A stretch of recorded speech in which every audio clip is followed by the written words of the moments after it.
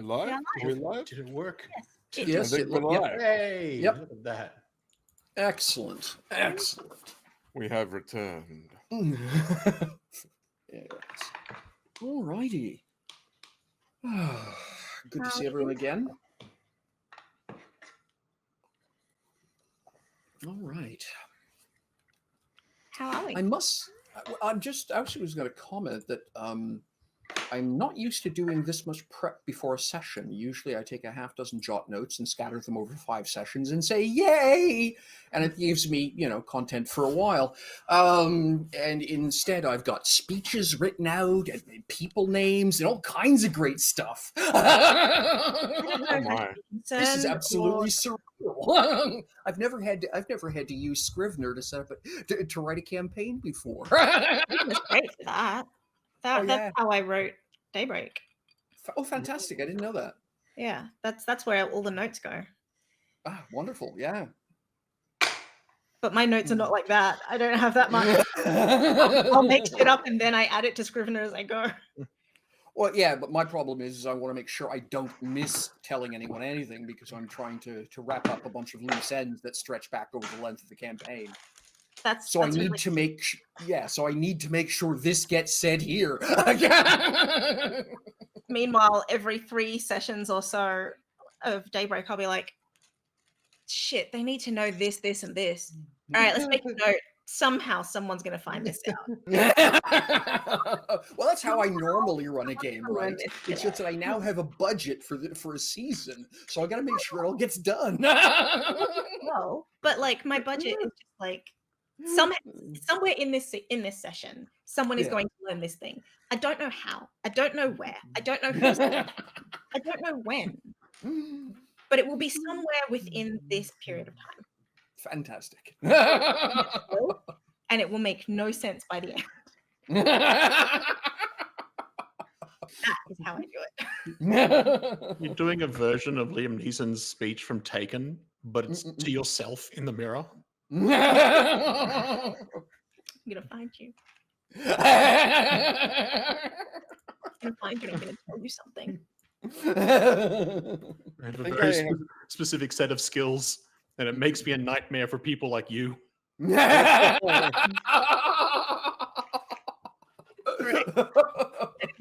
Amazing. Sam, how are you? I'm good.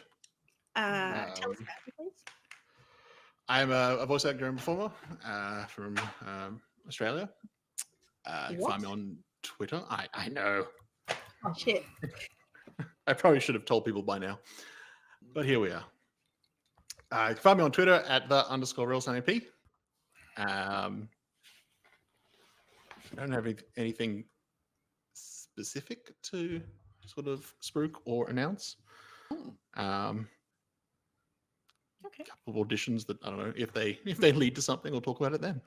Awesome. Yeah. Well, still, I mean, auditions are fantastic. That's the same thing as an interview, and that's good news. Yeah, they represent potential. We professionally interview. Yes. Over and over again. Jamie. Oh, that's me. I'm Jamie Collett. I'm also a voice actor and director. You can find me on Twitter at Muffin Manifesto or on my website, jamie-collett.com. I have had a very frustrating 24 hours because I have been trying to re-soundproof my little booth here, and the adhesive that I bought for my new fancy sound foam hasn't worked. Oh no. So I put up the entire wall, and over the course of the 2 hours afterwards, about half of it has fallen down. And so I've just got like random pieces of sound foam just floating around. If one falls on my head during the episode, we Clip can it. blame we blame Bunnings for this one. Oh, that's awful. Oh, Bunnings. Yes. Yeah. Like bunnies? Not bunnies, not rabbits. I mean, we can also blame bunnies. Feel free. No, Yeah. seems bunnies. They didn't do anything to you. They know what they do. You're presuming a lot. I will presume as I wish. Michelle, tell us about you Yeah. while I wait for things to fall on Jamie.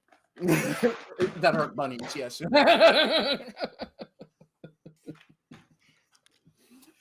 Yeah, so I'm Michel Dayancourt, Canadian novelist, game master, and general Twitter menace as well lately, apparently. I was accused of being a Twitter menace. I don't know what that means, but it sounds like an excellent title for someone like me. So I'm going to go with Twitter menace. And Very specific. it is. I mean, I'm going to be a menace. I'm a menace consistently. Maybe I just need a skill focus or something, right? Something to concentrate on. Anyway, so yeah, you can check out novels that I have written on Amazon. And of course, yeah, I get to be the GM for these amazing people, which is fantastic news for me. And I'm in the process of working on a quote splat book for Open Legend, a setting source book, which will be a licensed is already agreed as a licensed product as long as I meet the standards they're looking for. So that's fantastic stuff. So that's been consuming a chunk of my life these days. But I'm at 47,000 words written and still picking artwork and stuff. So coming along. Yeah. Awesome. That is It's fun. I haven't had this much fun writing in a while, actually. It's been a delight. So yeah, things good. Chantel, tell us all about you. I am a lot of things. Comfortable is one of them right now. Suddenly I've decided I'm very comfortable. Which it's the gin. I do not have my dice tray, just dice, and I do not have my notebook, which is over there. So I'm going to have to get up. Uh-huh. So it makes sense that I'm comfortable for this moment. I'm an actor, writer, psychologist, hopefully eventually thesis finisher. If we're lucky. If I'm lucky, really. And I'm on Twitter at Chantel B, which is there. So, you know. I'm also doing a couple of other things, but announcement when, don't know. So I'm going to be quiet about it because it's we're not even in February yet. Let's not think about things I'm going to have to do. That's too much. How about I put you on the spot really and ask you about how Omens Rising is going? Because we haven't heard about that project in a while. Omens Rising is going well. We are currently at the process of cover art is being commissioned. And so all of the writers are producing or providing. It's one of the things I have to do on my list, actually. All of the writers are providing a couple of thoughts about what are we doing? A location in the world so that the artist can then take those locations, put them on the cover art, and we have big, pretty book. Ooh, very tidy. We also like do the sound of that. An Omens Rising Patreon if you want insight into what's actually happening and the way that we do it and all of that stuff. I don't have a link for it, but I am on it. Yeah, I just realized. Information about me is on it also because I was asked for it a little while ago. Yeah, so that's where Omens Rising's at. There will be more omens. I simply do not know when omen. Oh, when? Let's just go to the intro. Yeah. Yeah.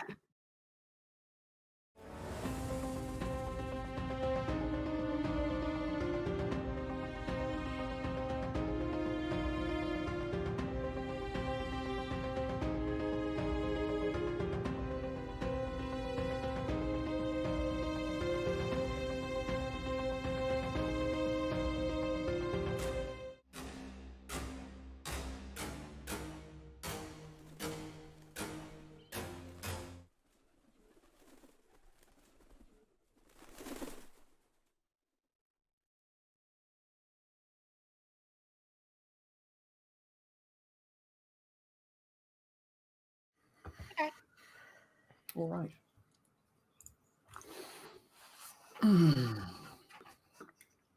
We have Okay then. introed. Mm-hmm. Introed. I'm gonna Michelle. Yeah. Tell us. Take it away. What? Oh, sure. What- Okay. Yeah, you're the GM. So Oh, you're going to do that, are you? That's rude. Put it all on my shoulders then. yeah, that's what everyone Fine. to me. So I'm just gonna. I can do it now. Experienced it. I know I don't like it, but it means I can pass it on. Alrighty then. So I'm going to then, as my executive authority as the dungeon master, or actually the legend master, or the games master, or the storyteller, or whatever acronym of hey, apparently I'm the one in charge for the story thing that you would prefer to use, because I'm trying not to discriminate on this front. I'm going to look at Chantel and say, tell me what you remember about last session from your character's perspective, please. Or from character perspective. Yes. Well, Spider could die from going too fast. Forgot that bit. Thanks. Awkward. How do you know what? It makes sense that Spider would forget because Spider was going too fast to listen to it. It's fine. A common problem. That I sometimes experience myself. Spider knows why questions need to be asked, and so is no longer, in theory, going to be pissed off at me for asking them. That's what you remember. Okay, good. That was the takeaway. All right. Okay then. Well, let's get Spider's take on affairs then.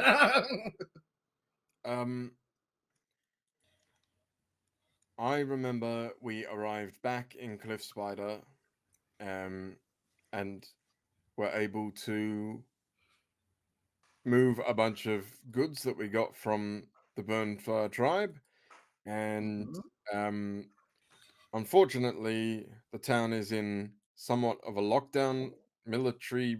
What do you call it?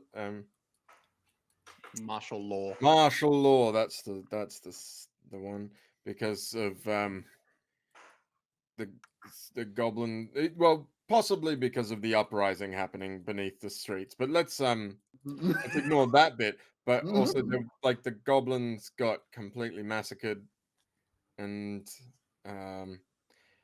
yeah, it's hard for me to remember anything except for the fact that some of my father's men have arrived in town, and that's pretty scary. So that's what I remember. Very good then.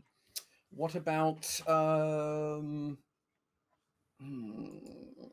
I suppose that, well, I can't ask Kazra. She's not here. So what does and yeah, Hero's not here either. I suppose that leaves it to you then.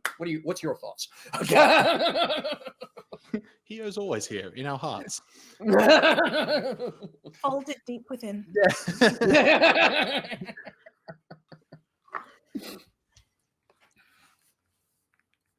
Well, we investigated more about Spider's new abilities, and in kind of what seemed to be kind of reminiscent on some of what I can do. His situation has sort of, it's a result of his unique situation that he's able to interact with time differently to everyone else, and as a sort of practical result means he seems to move faster. So that's interesting. Kind of terrifying in the implications. But when does that stop us? I pick a person and the implications are kind of terrifying. Specifically us three, but probably others as well. But yeah, because Spider, a lot seems to have happened since we left, so everything's a little tense. Mm-hmm. Hmm.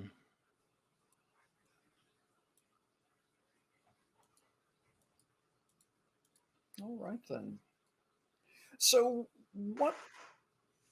Last session, of course, Spider had made arrangements to follow a lead, a street urchin who was apparently thankful for the relatively kind / merciless / merciful / lenient treatment of one of his chums, had popped by to pay Spider for his kindness, as it were, with information, and Spider had decided that was probably a reasonable thing to follow up on, and it basically said, if you can get whoever knows a little bit more to come with you back here, there's good coin in it for both of you. So that was part of last session. Yes, we found out Spider's yes, the street urchin Lizo had said that chaps in green and gold were looking for someone who sounded an awful lot like Switch. So so that was the thing. Couldn't remember what the key point of information was that was like, all right, that's definitely. Yeah. Like I was like, I remember going, this might be this, but I can't remember what the key point was. Like, oh no, this is. Yeah. But yeah, the color of their gear. Yeah. So yeah, I mean, yeah, I'm sure that himself isn't the only person who uses green and gold in their livery in the entire Confederacy. It's just that it's exceedingly likely anyone else has got the expenses to have their livery all the way up here in Cliff Spider. That's really the limiting issue. How many people could afford to send a bunch of folks in their livery all this way? It comes down to about a handful across the entire Confederacy. How many of those dress in green and gold? One. Later, we discover that the Edgewaters are just really good at merchandising. So yeah, the other thing that Spider had found out was that somebody new in town beat the crap up out of one of the local gangs and has been since heard to be nosing around asking for someone that sounds an awful lot like Alexandre. And that was the bit of information that Spider had specifically said, if you can get me a little bit of information about what the hell happened, there's good money in it for you. So the Lazo had toddled off saying, oh yeah, I'll get you something, because money pays bills. So what are you folks going to be up to in the meantime? I mean, obviously you were last discussed, you are kind of counting the clock, as it were, or more specifically counting the calendar, for want of having a particular magic item available before you head off on your grand adventure. It was also to not draw too much suspicion. So because with the martial law and everyone being, the idea of people turning up and then being like, we need to leave now, wasn't a good look. So we were like, let's do it really leisurely, and we're just like, we could leave whenever we want. It was, we're living it up, and then we'll go. That's what's happening right now. Fair enough. Have we? Because Spider went and got a lot of this information on his own. Yeah, because Spider has been handling the mercantile, if you will, aspects of the last expedition, settling that pile of trade goods, and so it was during one of his backings in Four Things that he was approached by the by the young street thief, Lajo. Sorry. So I suppose we could open up with breakfast the next day, and you folks all discussing this. That work for you? Yeah. Sure, yeah. Carry on. So you guys are at the staggering clock, of course, and as usual, like I say, it's an orcish take on a Mongol barbecue, for lack of a better way of putting it. So grilled this, braised that, hot pot the other thing, and yeah. Tasty, tasty. Mhm. That sounds amazing.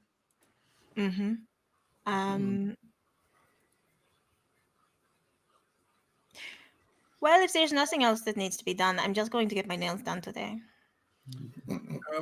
Well,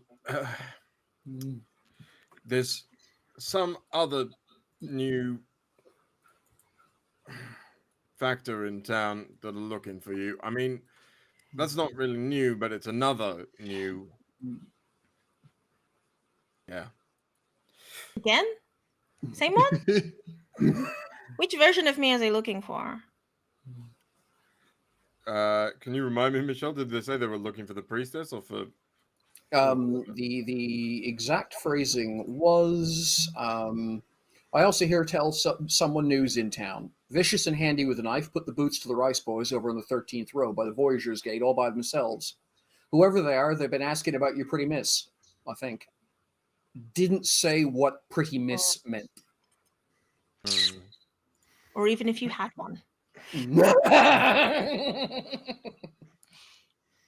It could be from the future, you don't know. Like, you're not wrong. Let's do the time one. Brain. I hadn't considered anything like that. Wibbly wobbly timey wimey. Yes.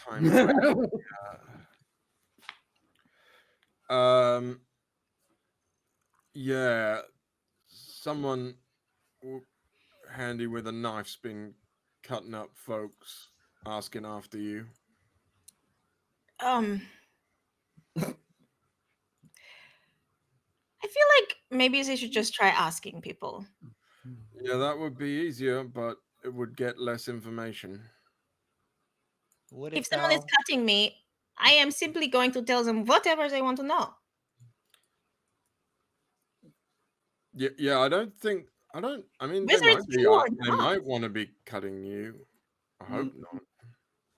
No, but I mean, if what they're looking for is something and they start hurting people to get it, I'm just going to say whatever the first thing is that comes to my mind. You know what it's like when the first thing comes to my mind. Yeah, I mean, torture is very effective. But no, it's not. You get random information, not even the information you're looking for. But you just said you would give them information. I would give them information. Not saying it's the correct information. Yeah, you get the information that they think will make it stop, not necessarily useful or accurate. Like, they'll lie. They'll be like, they might not know anything, but they'll tell you they know stuff to make you stop. Like, it's not. Anyway, Your mileage may vary. I'd rather not at all go anywhere with it. Good. So no nails today then. What? But they need to be done. Well, maybe you could do them yourself. Of course I could do them myself, but it's not pampering if I do it myself. I understand that. But listen, if you're willing to risk the lives of whatever nail technician you decide to visit. I mean, surely they can get a nail technician to visit you. Actually, yeah, I could probably arrange that for you. Get someone to come here instead. Okay. Like, Spider snaps his fingers and some thug comes over. Make it a good one. Someone that knows nail art. Yeah, and he'll tell this person to find out who the best nail technician in town is and send them over. Mm-hmm. I Yeah. could think Okay. that this just looks, just this looks thug, and turns up, and then asks really pointed questions like, "Were you looking for this, or this? All right, well, we don't want that. We don't want these people." I No still want to cultural build elect- status but after. like, Like I don't want, yeah. too much on there. It's hard to take off, and it's very, it's work. Just entirely on it. I have needs. Okay. Oh, and I think Spider will also tell this person, also while you're at it, spread the word that if any accidents happen to befall anyone wearing green and gold, there's small amounts of cash in it for people. What? Anyone? Just anyone. They can prove they did it. Anyone at all. I'm talking about anyone at all wearing green and gold. Well, Anyone. listen, Switch declares a fashion moratorium. I hate that color. Off with their heads. Problematics, you shouldn't do that. Two-tone. Off with both their heads. No, maybe don't do that. listen, I'm sure that Stonefist here is more than capable enough of determining that I don't just mean random kids who happen to have green shorts and a yellow shirt on. I mean, to be fair, Stonefist has proven himself to be very shrewd. Thank you, Stonefist.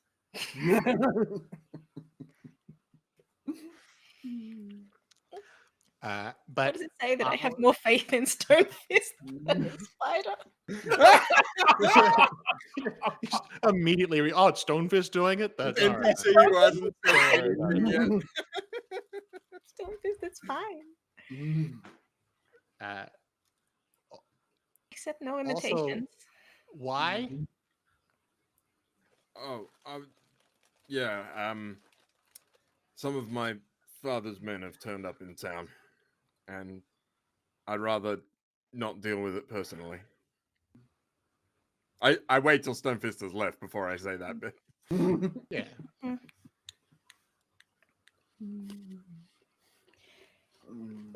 It's all happening here, I guess. Does it have to? We can't leave. Your father's people have decided to be here. A lot is happening here.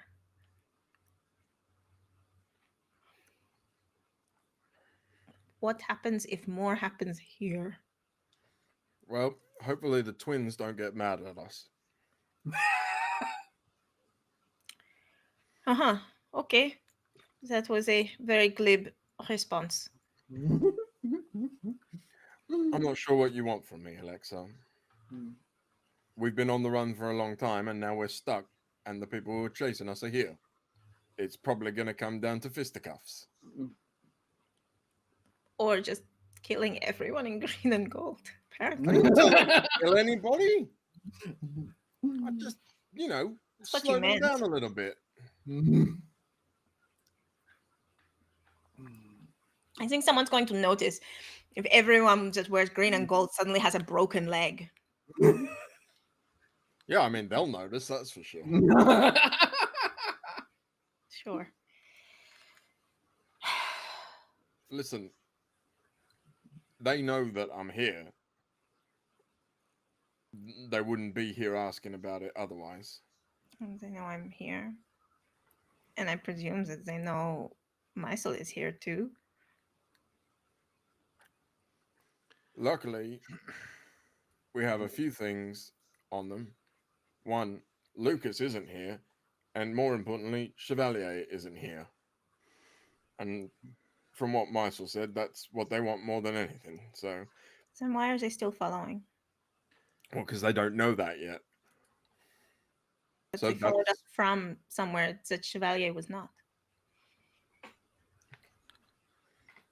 So we have leverage, hopefully. I don't know if we would.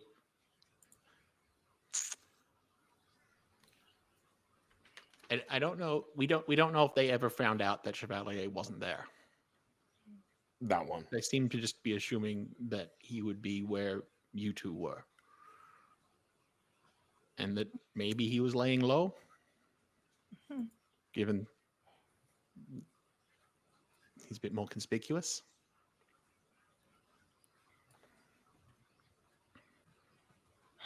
But, I mean, it might also have changed. I mean, obviously, like, at that point, seemed to not care about anything else, but maybe they've discovered these, they've learned more and they've changed. We don't know. I don't, but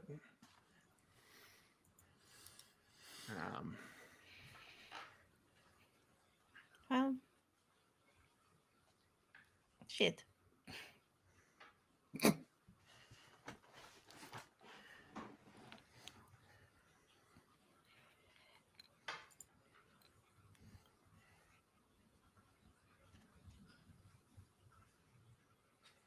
I don't do well at sitting still. I've realized.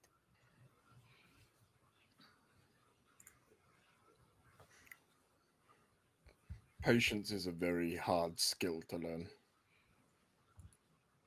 Especially when you're being patient while people get closer to you that you don't want actually closer to you. I mean, this is why we build webs.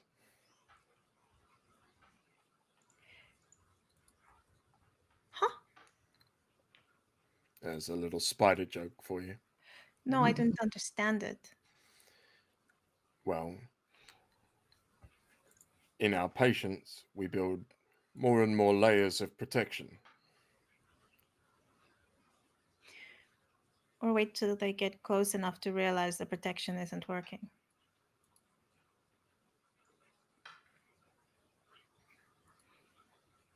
The thing is,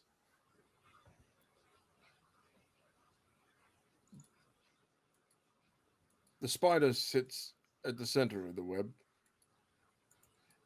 and once something reaches it, they have to deal with the spider, which is the most dangerous part of all.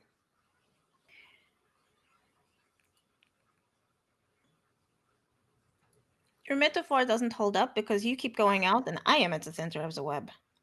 Oh yeah, I wasn't talking about me. I'm not a spider. But you're the most dangerous part.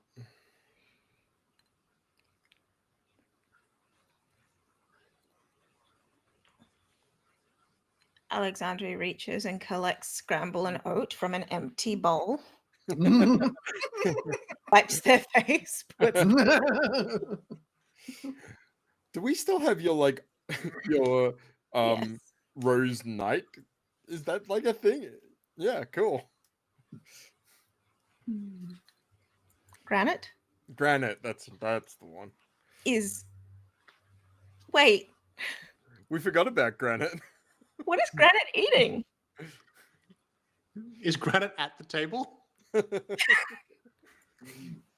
I thought when you were talking about Stonefist, that was your new nickname for Is Granite. Granite Oh, So I was just mentally, I just had this idea of this large stone automaton who's just been standing in the background wearing a trench coat and a fedora, just wandering out the door, off to go tell everyone, if you see someone wearing green and gold and asking for Switch, hit them. If you see someone hitting for green.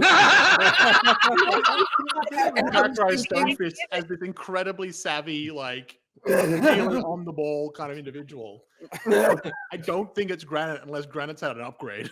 It's also like, how does Granite know about nail technicians? not at all. Who told I'm Granite? just going to say that was going to be about 5.5 minutes in. He was going to come back and lean and say, "What's a nail technician?" This No, is why Stonefist was just the most ironic name that I could come up with. On Fair short enough. notice. Okay, sorry, I completely misunderstood. Oh, um, I So- I do like the idea, like in the last week, less than a week since we Yeah. left the orcs, that we had just refined Granite into this really capable individual. I mean, in that week. Oh, Hello? Lost Michelle no. They're just not visible or audible. or audible. Now we've lost Michelle. Ah. And Michelle is back. Ta-da. that something blinked. I said, "What does that click?" Oh, I guess I shouldn't touch that. Sorry. I can't fault you because I also do that. However, I tend to do it when I'm not live. Just for safety purposes.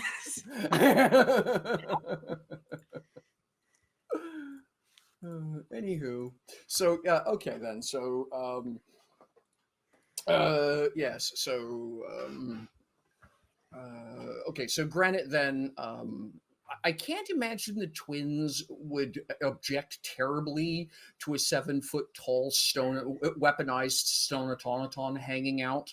As long as, it wasn't bothering anyone, for lack of a better way of putting it. It's not like he takes up a lot of room. He doesn't particularly need a chair. Although he can squat. Yes. He's at the same height. We need to get him a tracksuit then. It's like the Minecraft crouching where the person just gets shorter. Yes. Yeah. Yes. Well, actually, because strung together with magic, actually what happens is the section above the knee joint slides backwards and lowers the length of the knees. I accept it. Canon.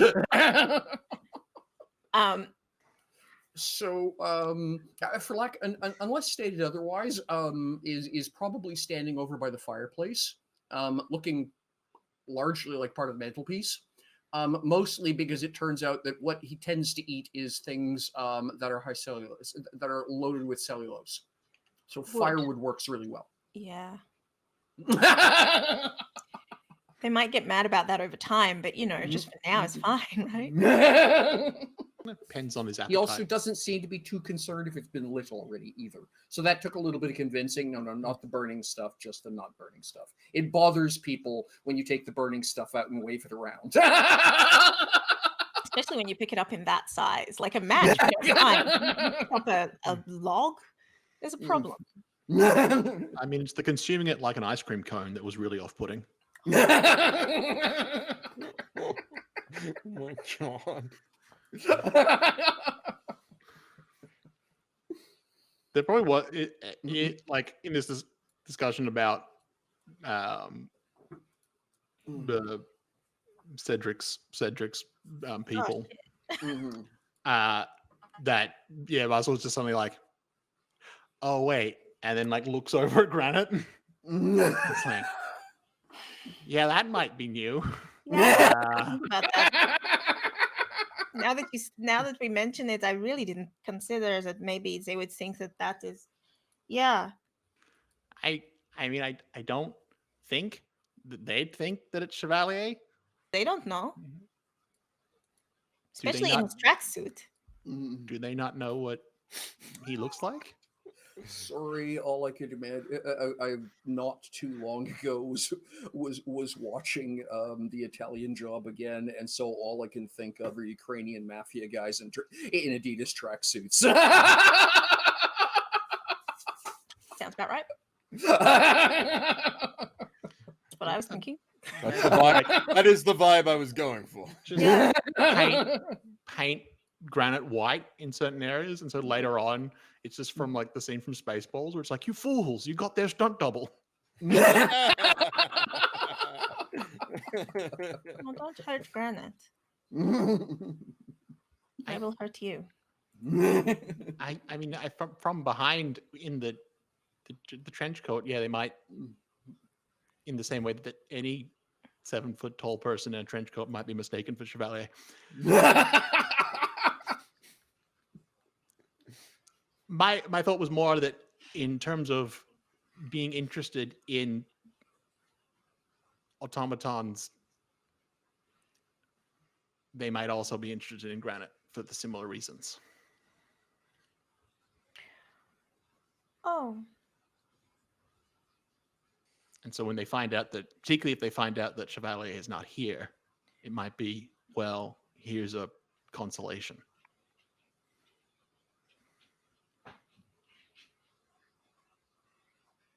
Whisper of the Wild. All right. Ooh.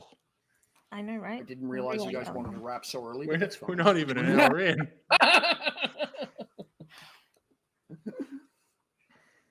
Did I create granite in the same way that Chevalier was created? No. Okay.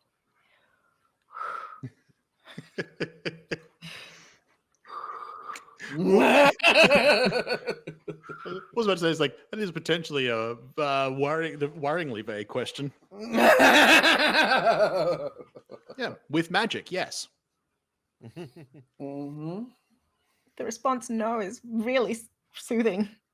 Yeah. Particularly if you misinterpret it the way you prefer. Yep. Really?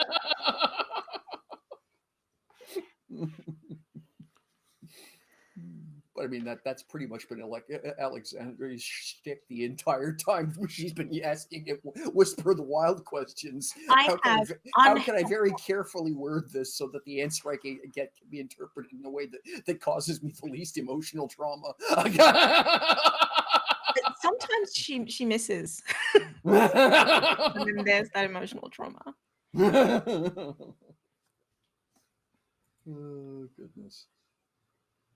All right.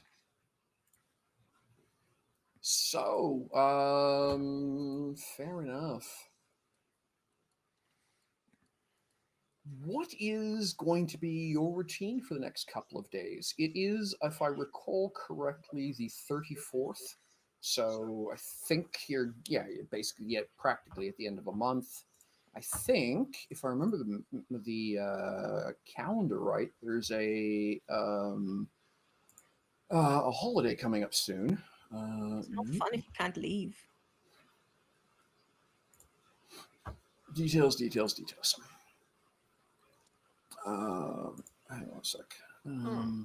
Naturally, because I wanted one game, World Anvil took me to the other one. One sec. There we go. Okay, fantastic. View world and calendary thingy. The calendar going up for me on World Anvil.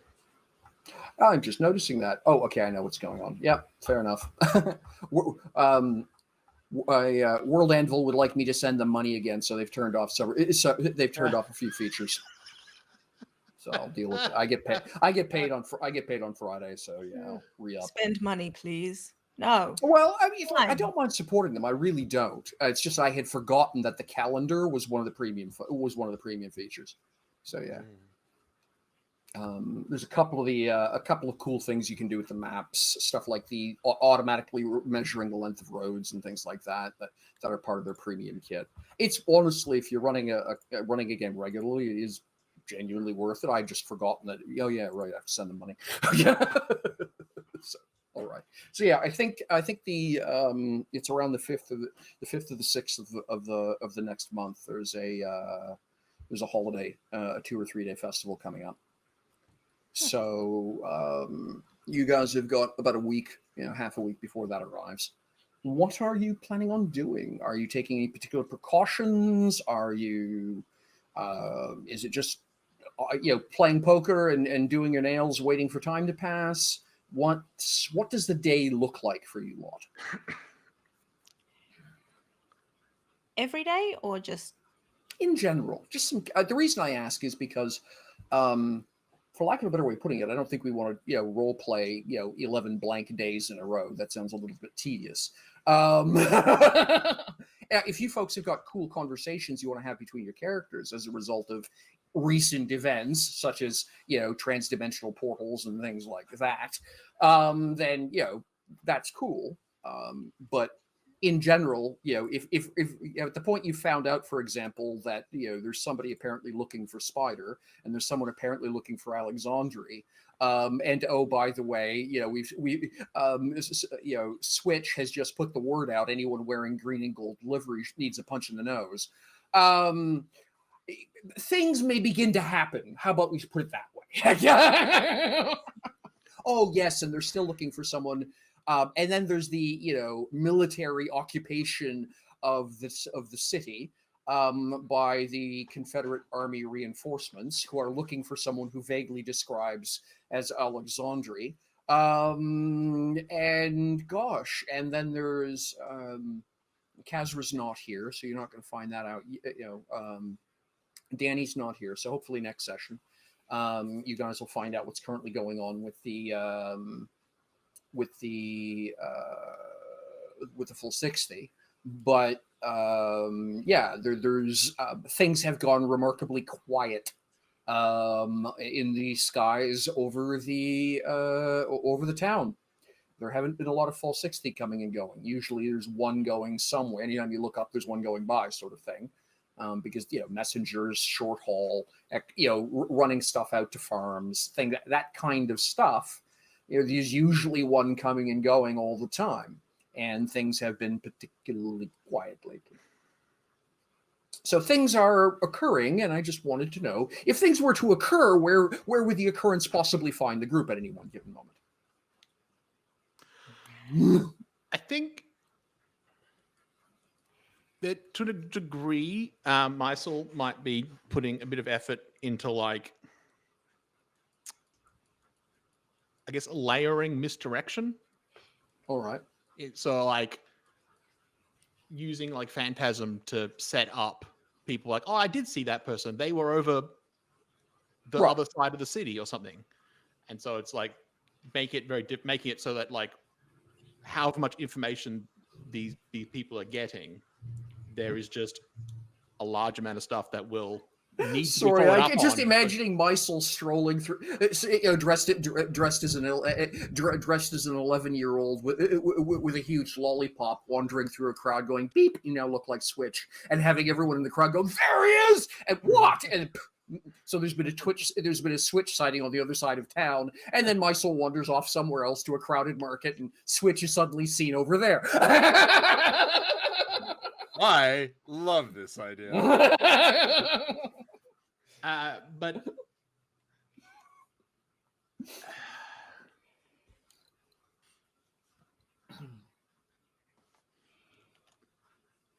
I don't think he would go out of his way, but, like, if he did end up, like, because he's also able to conceal himself while he's sort of going around and just sort of doing this. I think there'd be, like, two other things to sort of would be, like, if he does actually see one of these people that's like, oh, that's definitely one of Cedric Edgewater's people, he might attempt to sort of, like, just have, like, do sort of, like, the mind scan to be like, is it still searching for Chevalier? Have the specifics of what they're here for shifted in any way, or, like, is there new information there? But that'd be more sort of like, if he happed upon them, he wouldn't be sort of going out of his way to find them. Right. Okay, fair enough. But he potentially would also be speaking of the full 60, is there,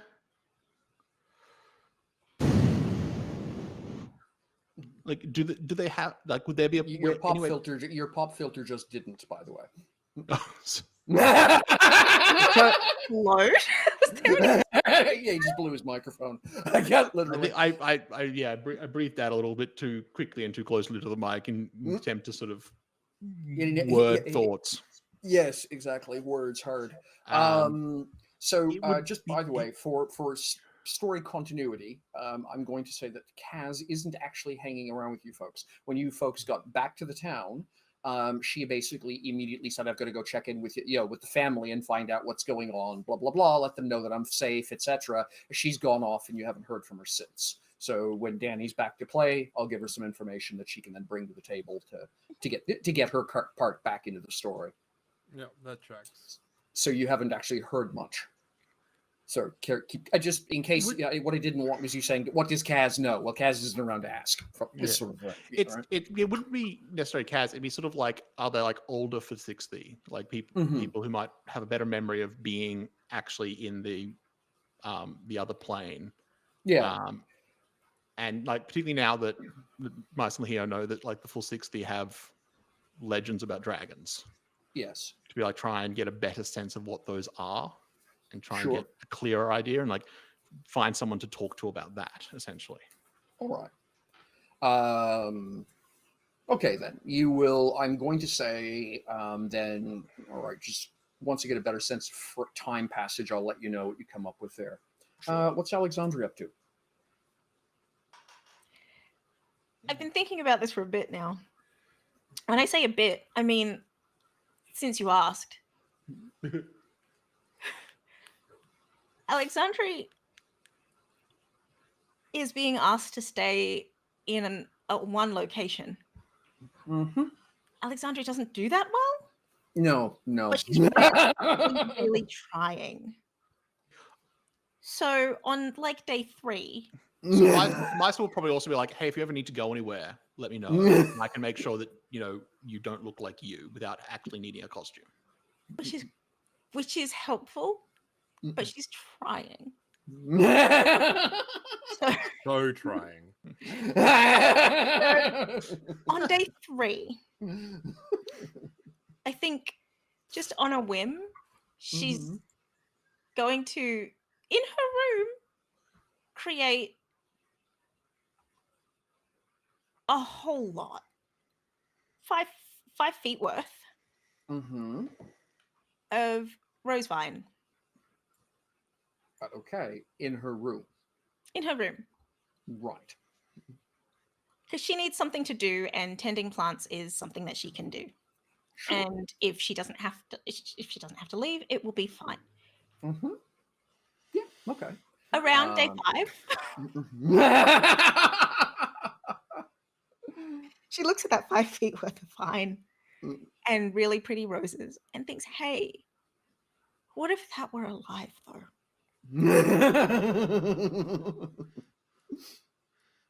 And thus was the first shambling mound Lanogiianes created. I'm thinking more along the lines of, oh crap, I hate when names go out of my head. What's her name? Hangs out with Poison Ivy. Harlequin, Poison Ivy. I'm thinking more in that vein. Oh, right, yeah. So we have stone. It's time for... Make me more terrified. What could possibly go wrong? What if we made a person out of roses and plant matter? Thick, strong vines. Alexandria's like me, Sam. Alexandria's like me. I have created a load of I've had bad ideas in lockdown. I'm just saying. So now it's bad ideas and the magic to make it happen. That's literally it. So, I'm sure I need to roll at some point for something. Well, I was just gonna say, okay, I guess the question is, what would the challenge? What power level are you looking for to get what you're trying to do? Genesis to create the roses and the vines is power level 5.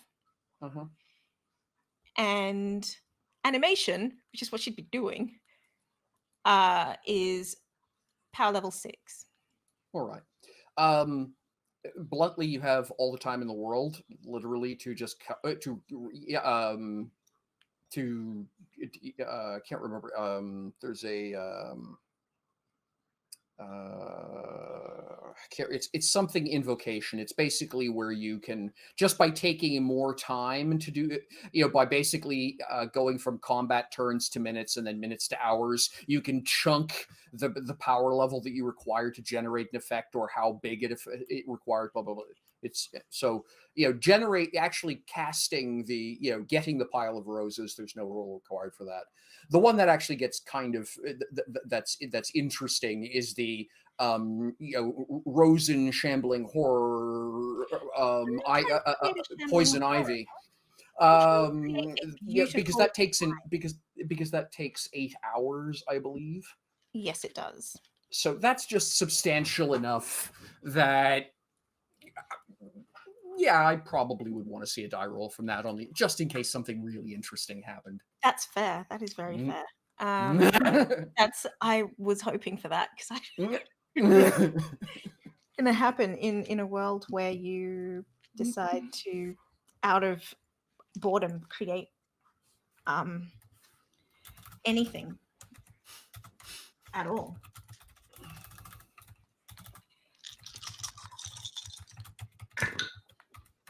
Oh shit. By oh shit, I mean shit. So that's a 1, 5, 9. That's a 10 in total. And you needed a 16? No, 22. 22. Yeah. That is an exceptional failure. Yes, it is. Well, actually, there's no such thing officially, but I've been goofing around with the failing. Well, see, exceptional success is 10 or higher. So I've been messing around with that source book I'm writing with the concept of an exceptional failure, which is that you succeed in the worst way possible. Oh no. Another Alexandri? Like, is that what's gonna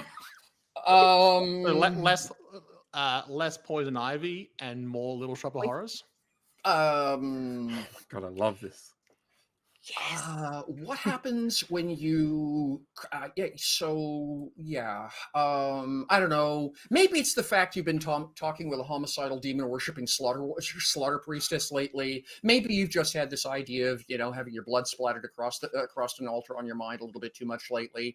Maybe it's the fact that very recently one of your friends asked people to randomly break other people's legs because of the color of the clothing they wore. You're not really sure what the distraction was.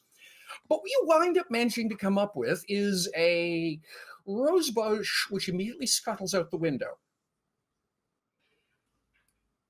Oh, shit.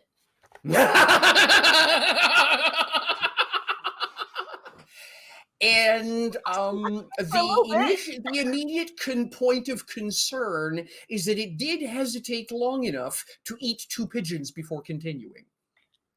Literally wrapped vines around them, and you watched pigeon go flap and desiccate down into a little drained prune, and then it continues slithering along the roof for its parts unknown. Little Shop of Horrors now would have been like an upgrade.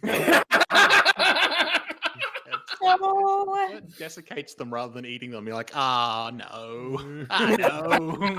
It was at that point. Scramble? Oh, we should probably go see Mysel. We might need to be disguised quickly. going to find. So Scramble and Oat come back. One of them has a matchstick in its beak, unlit, and is waving it around like a sword. And the other one has the matchbook cover and is waving it around like a shield. And they're going to protect you.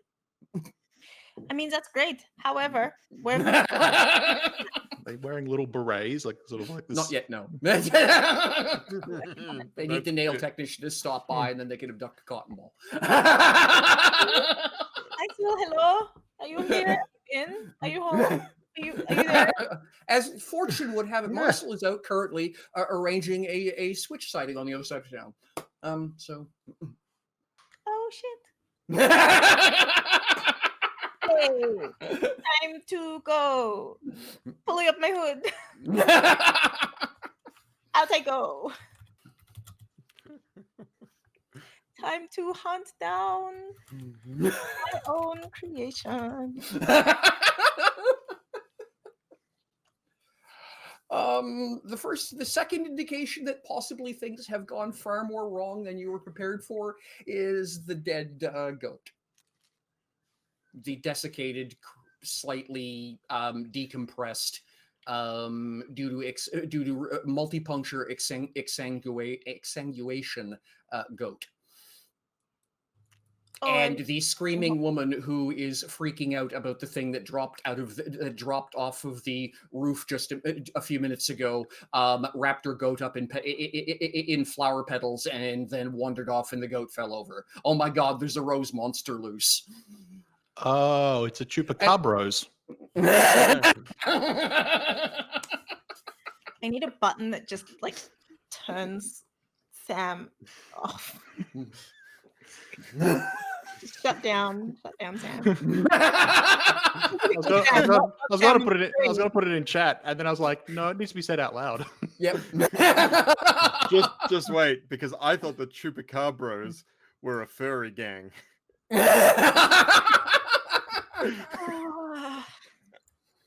So I'm gonna chase the horror down the street instead of. Actually, I think that on that note, it's an excellent time to go for a quick break, and everyone can stretch their legs and recover from the impact of Sam and Jamie, honestly. And they're gonna go for a break so I can try to figure out how to fix the problem. Alexandria, I'm sorry. All right, break.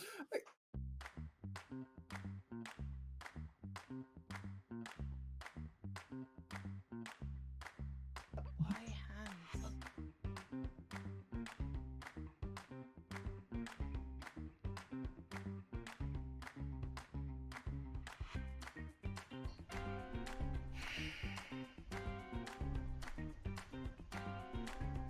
Have you considered that you might like a disguise that doesn't involve being wrapped up in veils? Yes. Will you let me do your makeup? No.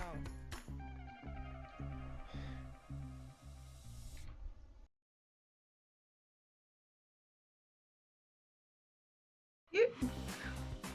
Think they might be afraid. You look like you need a ride. You look like you need a ride. I'm here to help, but I don't think that I can fit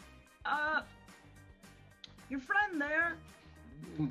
Can you ask them if they are going to eat me? Depends In on that your case- answer.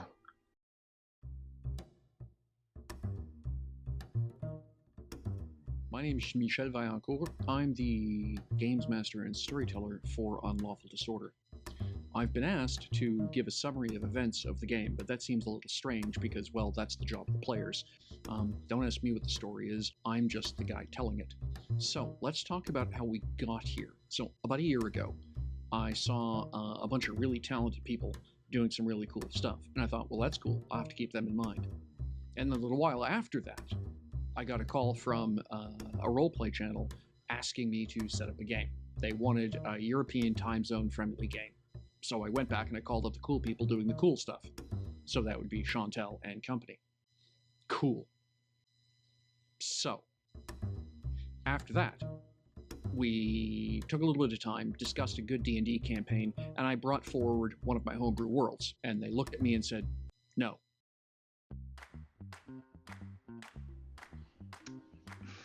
You're sure he's not gonna eat me? He's not gonna eat you. Okay, I'm a friend then. Depends In on that your case, answer.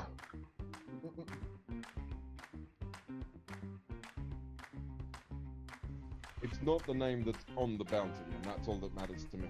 Okay. Now I just have to remember to respond to it. Well, you'll do that, won't you, Eric? Eric,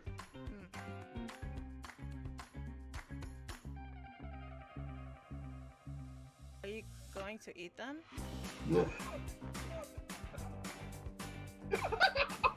Considers it. By the way, you have no clue what she's on about. Like, you've never seen one of these things before. he's a vegan! Oh, definitely don't know what that is. I don't care what he is. He's got big teeth. You do have big teeth. Nothing. Hugo's grasp of the trade tongue is Oh, body. do you? Oh, do you? What do you eat them?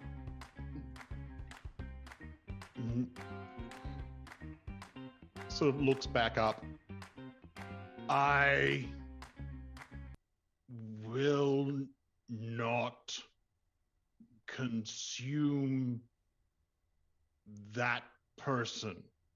Could you be a little more generic and just say you're not going to consume anyone in the city as well? Just to make it easier. That'd be great. So reverting back to Elvish, like Just try. what language? know? I'm not gonna eat people. I know you're not going to eat people. Language is hard. I know. Just say it the way I'm telling you to say it. I'm not going to eat the city. I'm not gonna eat the city. Yes. I'm not gonna eat the city.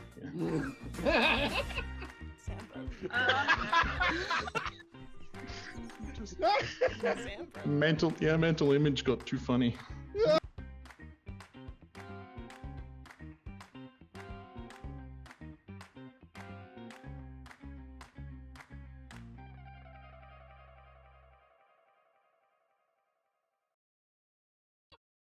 Bam! We have returned. We're We're back.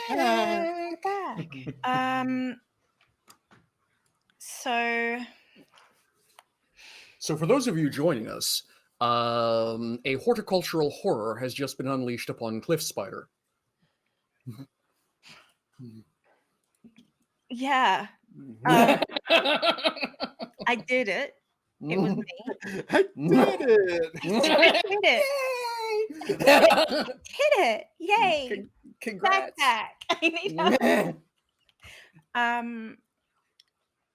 So what you asked during the break was, do I want to try to fight this creature that I created with my own roses, or do I want to leave that to next week?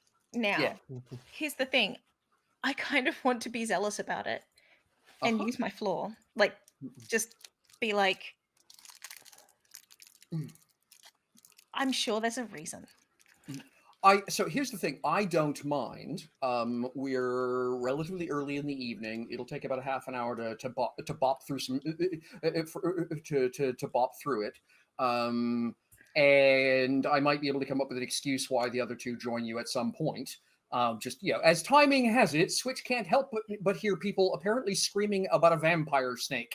I'm thinking, huh? Oh, what's she done now? Something, right? But I will point out that 5. Did you say 5 cubic feet or a 5-foot cube? It says 5 cubic feet in the boon. That's what I was using. Okay. Huge. Yeah, it's So- freaking huge. So yeah, you're looking at. Oh boy, I thought 5. No, Sorry. it's an anaconda made of roses. Oh, Yeah. don't. Actually, because of the way I'm mentally thinking of it, it's more like a. Oh gosh, I can't remember the name. But if I could make it my friend, it's such a good dress. It's a Humboldt. It's more like a Humboldt squid made of roses. Yeah. That's a problem. Yes. Humboldt squid are the reason that some people have disappeared in the Anzac region. If it grabs you, you're done. So It's pretty big. So I'm just looking at a picture of the Humboldt squid. That's oh. Hey. So only this one is slithering along rooftops and dropping on goats so far.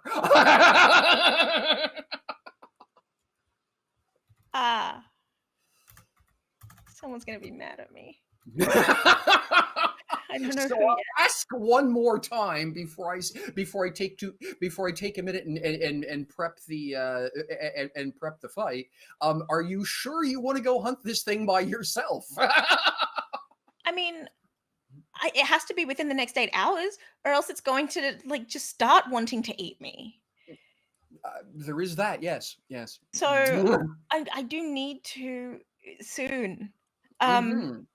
I can't wait on this. Like, we can't just be like, haha, in 3 days. No, because it will get bigger, probably. Roses grow. Unlike stone, roses grow. Stone. Hey, okay. La la la la la. Not that fast. Let's just hope it doesn't rain and then have loads of sun. That would be awful. Could I ask everyone please to roll me a d6 and tell me, sorry, a d8 and tell me if you roll an 8 or a 1. Goody. No, This one rolled a 1 last time. Let's see what we get. It's a 4. I also Wait, rolled you a said 4. a D6, didn't you? a d8. Oh, D8. Okay. Gives a 12% chance of something really good or really bad happening. Sam? Roll a D8, please. Oh, sorry, I was shaking my head. Oh. I rolled a 5, so not a 1 or an 8. All right. So currently there are few clouds in the sky. It is a bright and chill day. So probably no rain in the next day.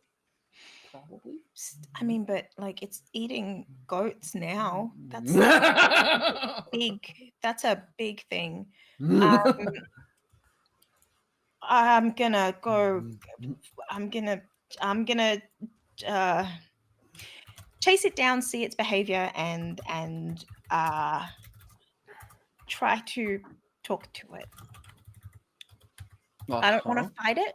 If we start fighting, I'm gonna run. Okay. So, just for the edification of the audience, could you please actually read what Genesis does in detail? You mean Genesis or animation? The one which converted yon bundle of roses into a murderous, blood-sucking Humboldt squid rosebush. You did not have to say it like that. Yes, I did actually. It seems unreasonable to me. So the description: you create a being of subhuman intelligence that it persists indefinitely and autonomously. It might be a living creature, which this one is, an undead fiend, which this one might be, a sentient construct, which this one is not, or any similar creation possessing lifelike properties. Examples of this boon in play: I'm all of these now: a necromancer creating an undead bodyguard, a mad scientist forging a subhuman being from body parts collected from a variety of corpses, and an engineer creating a cyborg from parts collected at a scrapyard. I'm all of the above now. Hell. Power level 6. You can animate a single creature. Your invoking attribute score must be equal to or greater than the highest attribute score of the creature you're animating. With a successful invocation, the creature comes into existence and follows your commands for a number of hours up to the attribute score used to invoke the boon. All right, and your attribute score is? 6. All right. Is it 6? Yeah, it's 6. Can I make it 7? Do I have enough to make it 7? One more. Okay, so all right then. And so so fair enough. So it's subhuman intelligence, which means you're essentially reasoning with something of intelligent, smart like a greyhound. Greyhound, wolf, that window. Okay, got it. Okay, so I'm going to, just for amusement, ask you to roll perception 3 times. Why does it sound like a "can you find it"? more like how long does it take you to find it? I'm just curious about how many successes, any really interesting highs or lows. Okay. Well, the first roll is a 20. Nice. Yeah. The second roll is a. Where were you? 23. All right. The third is a 12. All right. So, okay, 2 really good rolls and 1 average. Okay, very good. So it's not going to take you too terribly long, by which I mean probably less than a half an hour of scouring the neighborhood before it occurs to you that balcony box over there. Well, the begonias are on the ground. It's now occupied by roses.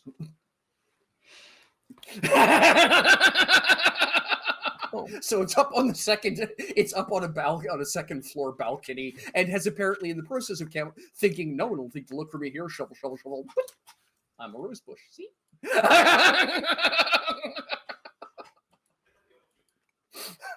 It's smart. That's scary. That's my border collie. You're dealing with something, like I say, with greyhound to wolf level intelligence. That's subhuman. Good. It problem solves. I didn't like the way you said that. Nope. All right. I don't have a name for it. Left before I could give it a name. Hey, you in the box. I know it's you. Come here. Now, I would like to remind you and everyone in the audience that you're currently standing out in front of somebody else's building, possibly a business, looking up at a potted plant box as people are walking by. There's a city being busy around you, and you've got a hand on a hip and you're shaking a figure. Come here. I know it's you, pointing at the plant. Yes. Okay, just making sure we've got the scene. I'm also gonna. There's someone underneath it. I'm just gonna say, hey, would you please go into your house? Just for safety. And the window. The window's open? Of course the window's open. Yeah, it's the window open. No, you know what? Don't just stay right there. You may want to close a window, but not yet. Not quite yet. But you come down here.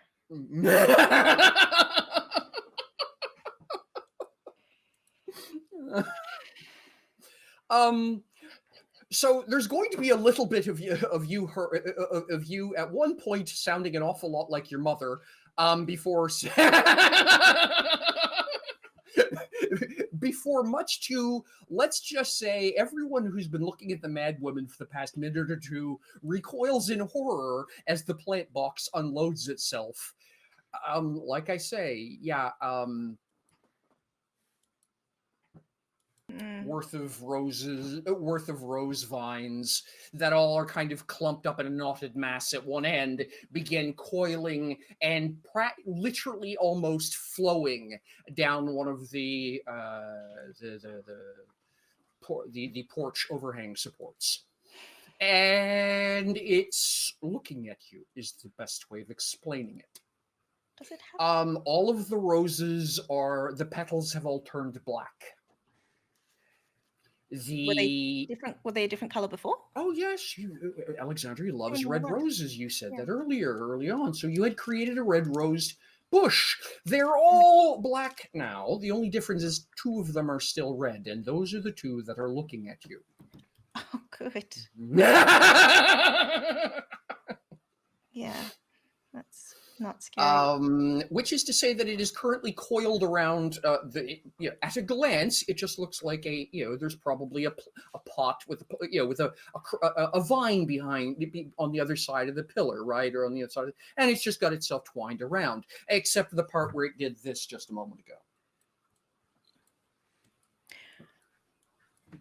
It's peeking at you around the post. And this behavior, by the way, is not normal to roses and is causing some upset amongst the people around who are watching Mad Woman.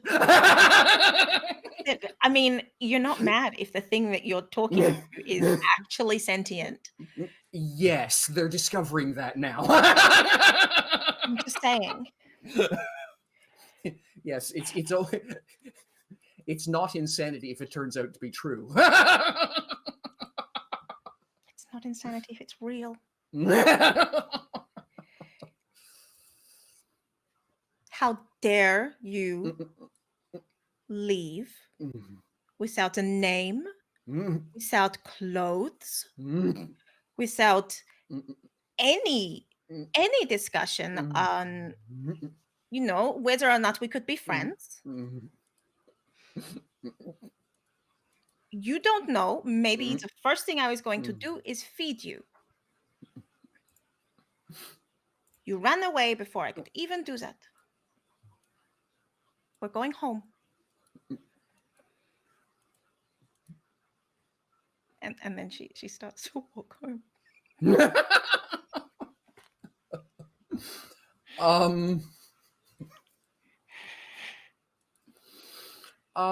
Let's see. What do you think? Persuasion? Does that mean? It's not really. Presence. I don't know. I will allow you to pick. Are you trying to?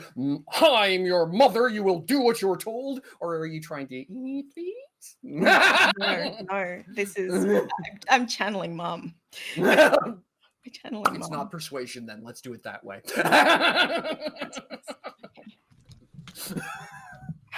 Please let this work. Be my crowning achievement if I manage to make a plant monster just go home. It will be very impressive. A 17. Not good enough. No, I didn't think so. Would work with Park, but this one's not trained, so you know. Yes. And so it nods at you. It slithers back up into the box. It rearranges some of the dirt, and then it hops and kind of squiggles itself across some wires or something that are strung across the street. It seems to be going in the direction you would expect it to go. And then as soon, I was just going to say, except that the route it's taking means you have to turn this way and that way, and when you come back, it's not there. It ditched you. So it pretended it was going to do what you wanted and then wandered off to do something else. Shit. It's like me.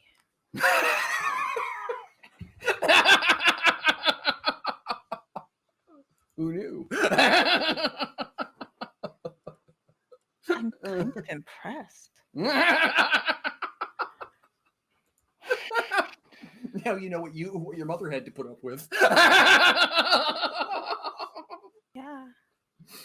I'd better find Mysel. If I tell Spider, he's just going to kill it immediately, and I still kind of want to talk to it.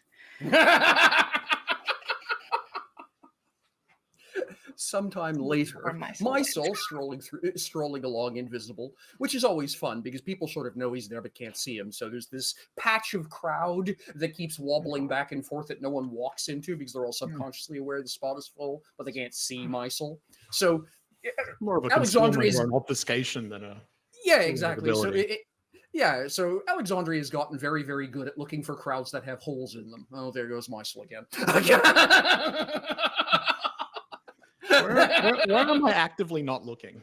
Where looks like a bad idea to look.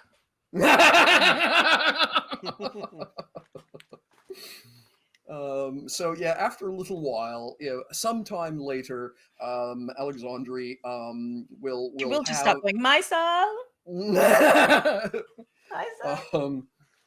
Actually, because I just think this part is funny, what you're going to actually have is Mysel will be looking up because there's going to be two little birds, one of them holding a matchstick and one of them holding a matchstick cover, doing laps around your head.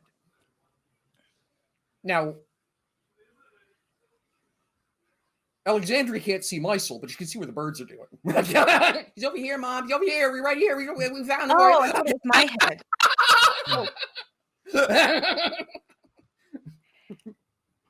They have learned the period, by the way. They still don't use the space bar, but they have learned the period. Look, as long as the words are separated, it's fine.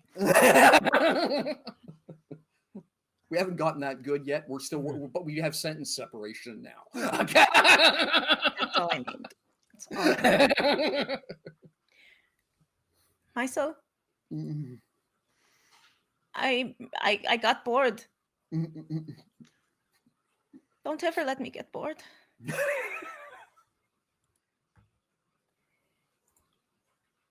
That's really impressive. Sorry, what? Oh, that's impressive. Good. That's how you see it. I'm glad. I mean, they found me really easily. That's yeah. Sorry, you were saying something. They're homing pigeons.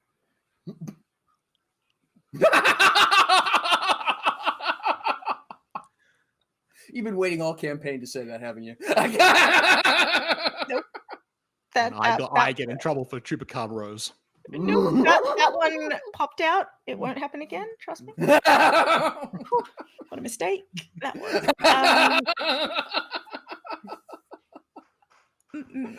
Myself, I may have created a rose monster, and now it's loose in the city, and it's eating things, and people help.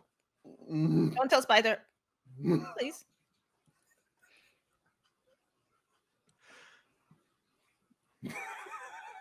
So many questions. So many questions. You made a meat trap?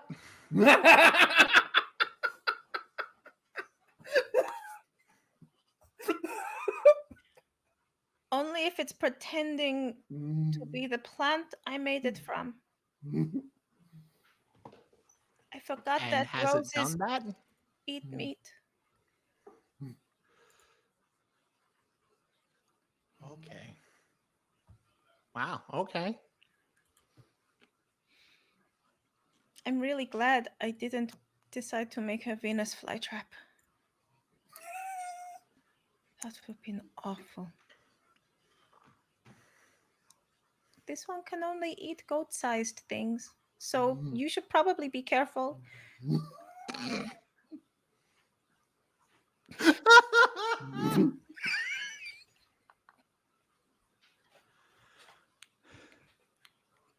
Okay. Do you know where it is now? No, Okay. no, I told it to go home and it disappeared. But if I were a rose bush,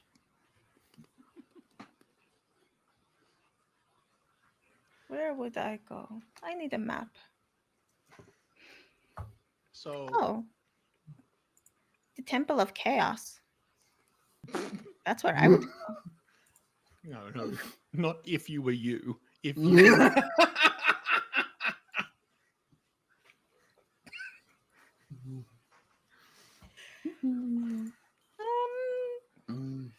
could you, with your permission, show me a mental image of the creature? Yes, Okay. but only because I don't want it moving from goats to people. That would be bad. And not as big a jump as we would like it to be. No. I hope it doesn't get a taste. So I'm going to ask you a question there. Could you Oh. please read to me, Mysel, exactly what the ability you're going to use is? Because I have a nasty suspicion about it. Uh-oh. Well, essentially similar to when we were locating the Granmere, need as using Mind Dredge to get as much of a mental impression so that I can use spying on the creature. Right. Now it is a subhuman intelligence. Does it need to, is there a Scanning It's my mind. Alexandre. Not- It's mine. yes, but when you start looking for the critter, is there a minimum target intelligence? I don't think for spying there is no. Okay, I wasn't sure because some abilities have a minimum intelligence with which you can communicate things like that, right? Yeah. Well, with Mind Dredge at lower levels, it's only like animal intelligence. And then you can't get to like human intelligence until like the next level up.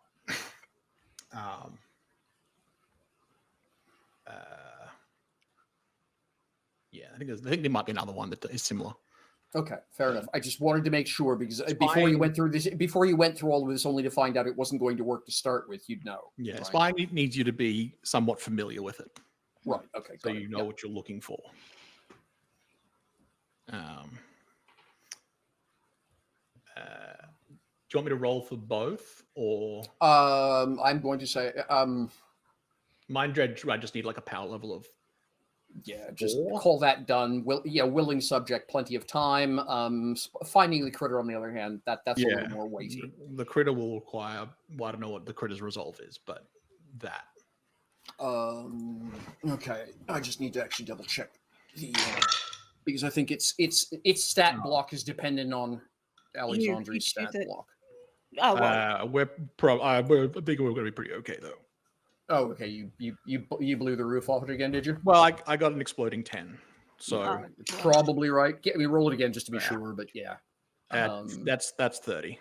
Yeah, no, it's nowhere near that. Not with, I believe, because its maximum stat is a 6, so there's no way it's going. Yeah. The rest of the dice were like the D20 was like pretty good, and then the exploding 10. The rest of the D10s were not great, but didn't matter because the D20 and the first D10 were great. All right, yeah, no, because its maximum stat is a 6 because that's Alexandre's highest stat. So even if it's got 3 6s, as it were, that winds up 18 to 28 at best for a resolve. Yeah, no, you've still beaten it. And I can't imagine why it would have 6 stats. It makes no sense to me. So so you'll be able to find the thing. It would be because it wouldn't be 3 stats. Only 2 of them would be combining. What's resolve? Presence and will. Yeah. So at best 22. Yeah, 22. Yeah, at best it would be a 22. Yeah. Oh man, just for a second, I'm just really glad now that all the full 60 are basically going to be taller than Alexandre, because the birdhouse, I was like,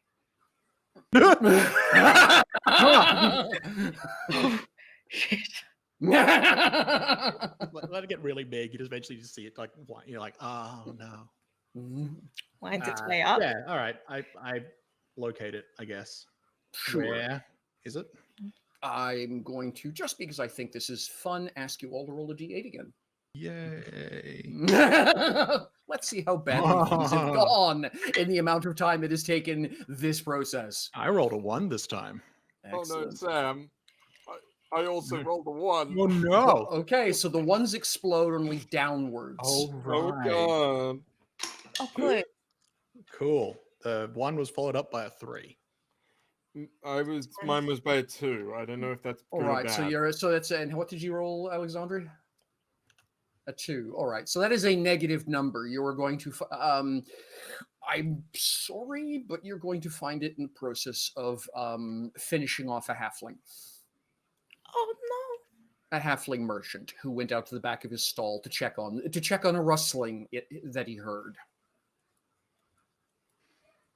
The good news is that all of its leaves now look nice and flush, and it seems to be. That's the good news. Yes, it's probably sated at this point. And again, the effect is quite obviously desiccation. This thing is effectively a vampire. So it just drained its latest victim, and is now heading for a nearby rooftop to get some sun. Of course. I need a name for it. I really do. No, I don't want to use dead.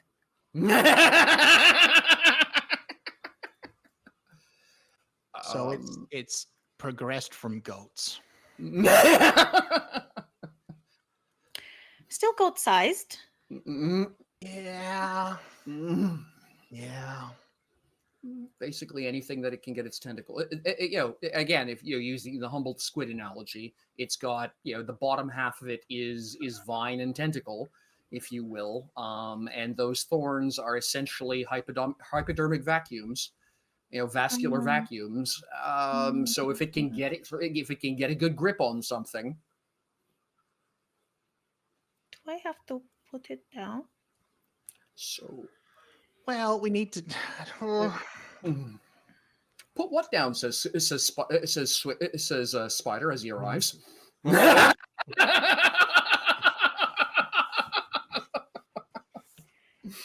If they're outside, I'm not there. We are fair outside. enough. Oh yeah. Looking at the roof. I mean, when I was. So you living can in the walk Underbelly. in on the scene anytime you want, Jamie, if you want to join. I'll consider it, but I'm probably not going to turn up if they're out of the Yeah. of the tavern. Yeah. Okay. When I was living in the Underveld, often wasn't about. It was more about like relocating the meat traps so that they weren't a problem for people, like away from places. So potentially we just get it out of the city, but I mean, kind of the epitome of an invasive species as well. Oh boy. And I'm a little worried how a plant creature reproduces. You know, I'm suddenly worried about the rose that I gave to Reneshi. Well, I'm assuming you didn't animate that one. Oh, I fucking hope not. It's not a conscious thing. I have learned how to control this ability now. Yeah, no, you're right. Exhibit A,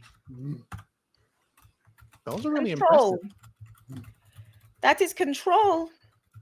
But you were walking towards said rooftop as well while this conversation. Yeah, it's a few blocks away. Wow. It's a little bit slower than a person. Its base speed is 25, not 30. So You can outrun it. yes, you can outrun it. The problem is, but it's an ambush. Essentially, it's an ambush predator. Is the Yeah. People don't think roses are going to be sentient, so they're just going to walk up to it. yeah. Oh, I should nip a couple of these buds off, take it home to the wife. Ah! Black flowers. You probably wouldn't want to take black roses home to the wife. That's like, what are you implicating? What are you insinuating here with that? It depends what your kinks are, I suppose. So, Yeah, it's true. So yeah, it's Get it home. Granite can carry it, but it's on a roof, and I don't know if I want granite up there right now.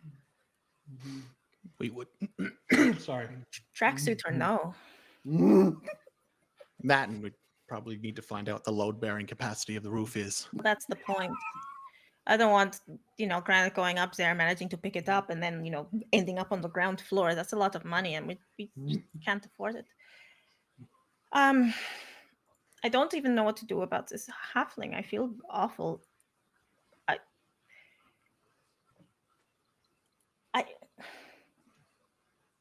I've unleashed a predator. And survival of the fittest, but that's not fair, because at least in the wild they know that they could get predated by rose bushes.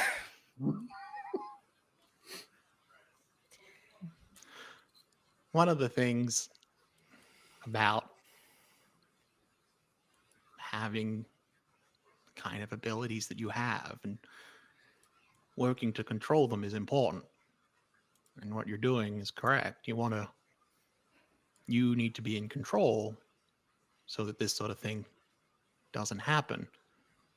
And the problem is that that journey to control means that sometimes these things happen and you or others get hurt. I don't know if this is.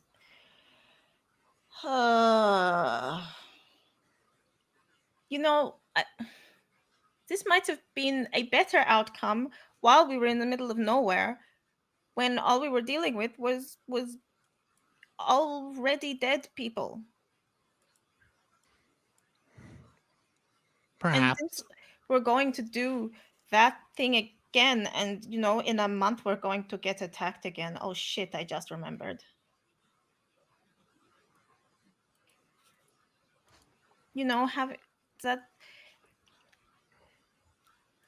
I like attractive companions. It's causing problems, but it's still a companion. Yeah. Spider kills. Yeah. Not out of an animalistic need to feed.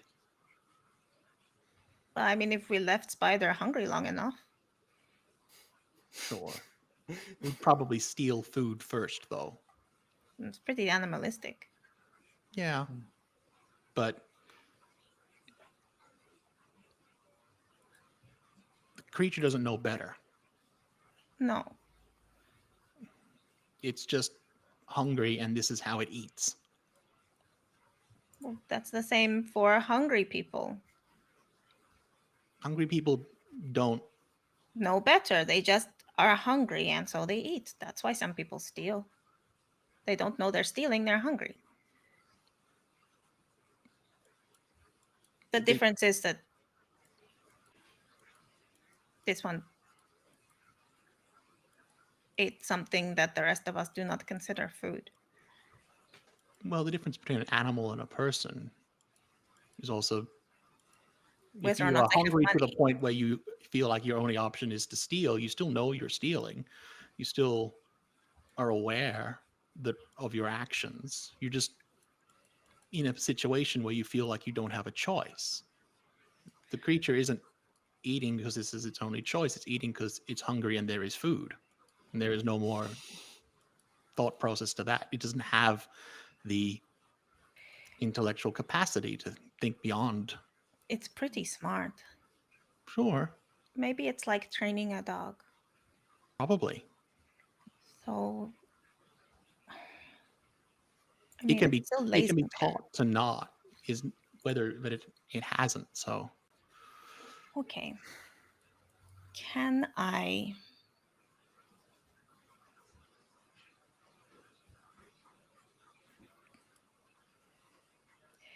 make another creature and get it to do that? That's another 8 hours. We're not doing that. Silly. I feel like there's a nursery rhyme. Oh, this is a bad idea.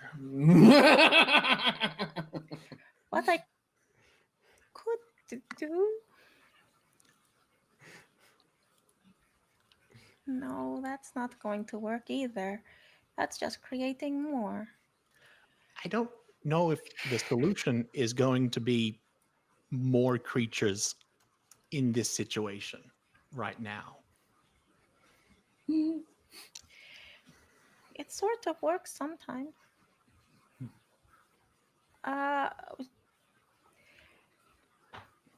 What would you ideally like as a result? To just get it into my room so I can talk to it. Do you want to keep it? Yeah. This growing menagerie of yours? Yeah. Yeah? Yeah. Okay. They all seem to eat meat except for Granite. Granite doesn't eat meat. Granite eats trees. So I mean, the ones you've made from roses eat meat. that's a very good point. And then the one you made from rock doesn't. That's a lesson to learn. Where you think the blood meal comes from?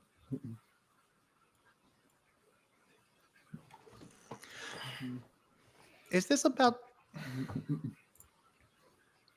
I mean ultimately. Is this about Chevalier?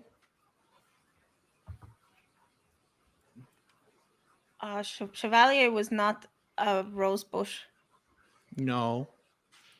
But he was created by someone. He was built. Yes, but La Chanson already said that that's not how Chevalier was created. So it's not the same. I'm not asking, I'm talking about your desire to get more control. Is the ultimate outcome to make a new body? To be able to create whatever, well, Praetorian. No. Because that's all you'd need to do. No, I'm not trying to. You can't replace Chevalier. No, Even you if I have made another Chevalier. Praetorian, I You can't. need a body, Yes. but you need to know how to make the body. And so you're making a lot of creatures and I'm out just of trying things. to make friends.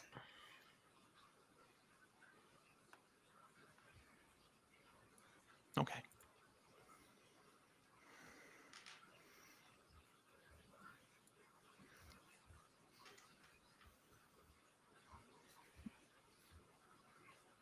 It's a reasonable answer. I'm not. And this one will probably be my friend if he's not hungry. I mean, once you teach it not to just eat people, yeah, sure. Yeah, you gotta teach a lot of things not to eat people. It's lazing in the sun. Yeah, I saw. I also want to laze in the sun, but I cannot because you are there doing it for me. It's not.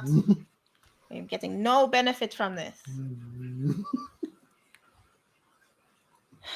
And I'm sure my nail technician is going to arrive at some point. Wasn't that 5 days ago? Got to get a touch up. A couple of days, right? Have gone by since, yeah. You gotta do it every 2 weeks. It's fine. How do we get it home? You are up there now. I'm glad you're well fed. Does that mean you can come home and at least sleep on our roof? So instead of yelling up at the roof on the street, we could just go up. But Yeah, I like that idea. you could also, if you could go and get granite with like a large bag. How big is this bag? Well, add a suggestion, large enough to hold the creature. I see. Like catching a snake. Well, catching, I feel like it's not that difficult to incapacitate the creature. Okay. I mean, we Yes. should find that out first. But once we've done it, Yes. I feel like I can hold it in place. And then if we have a bag, we can take it. And then once it's not a danger to others, I'll go buy a sack. Okay. Big sack. And KJ, please. we told Kazra that the dragon wouldn't eat the city, but we said nothing. and the dragon's not gonna. But the anaconda, the rosaconda might eat the city. I'm gonna go buy a bag. Big bag. but not one that's had any fertilizer in it lately, right? No. Maybe we just make sure that it's easily contained first. And then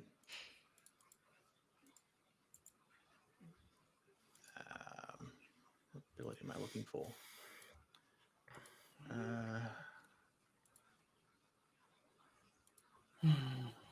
Okay.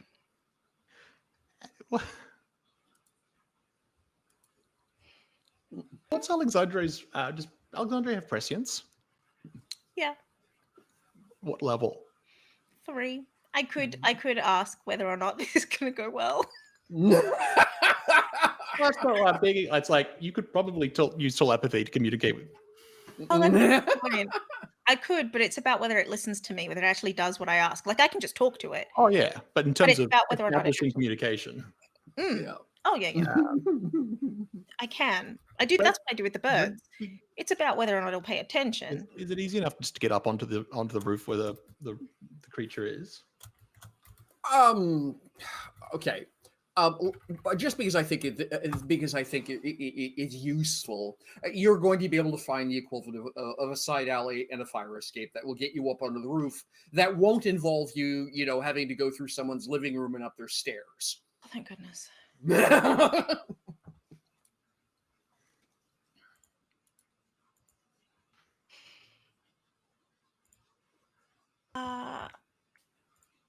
Okay. When we get up there, is it still there? Mm-hmm. Oh yeah. It's just chilling. It's late in the afternoon. Yeah, I presume I'm presuming you got started on your wind up just a little bit before breakfast, a little bit after breakfast, and because of course going all night mean you'd already have a level of fatigue and you wouldn't want that. So you had your breakfast and got to work on it. So it's 4 or 5 o'clock in the afternoon at this point. The sun's heading towards the horizon, and it's up on top of it has itself twined around the chimney to get as much of the last of the day's sun rays as possible. Could I try to incapacitate it? And how would you do that? With the incapacitation bane. Okay. And how does that work? I roll it and hope. Stat first resolve. Yeah. Oh, it actually depends what you're using. You might be using. Yeah, I'd be using entropy. Oh, so toughness. Yeah. All right. Okay. All right. Then I will actually need to take just a minute and sort out the stat block really quick. It won't take me long. I've got this pretty much down. I've gotten pretty good at this. Simple build. Okay. Make the roll in case it's nonsense. Yeah, it might be a bad roll. In which case. Yeah, actually, that's a good point. Throw the dice. If it's really good or really bad, it's like that's probably not. Yeah. We know what it isn't. It's not going to be north of 22, and it's not going to be it's not going to be less than 10. So. And that's kind of it. So what is it? 21, 22, 23, 24, an exploding 6. All right. So you're going to nail it. 28. So even if it's its lowest, I still beat it. Yeah. Incap, please. Okay. Well, if you go get that bag and then probably granite to carry it, I can make sure that it doesn't go anywhere. Stays put. Please don't let this eat you. I will do everything in my power. Okay. I go buy a bag. Uh-huh. I'm keeping my hood so firmly up.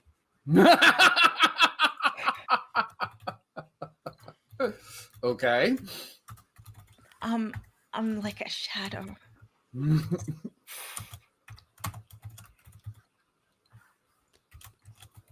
All right then. So yes, you will be able to, without too much concern,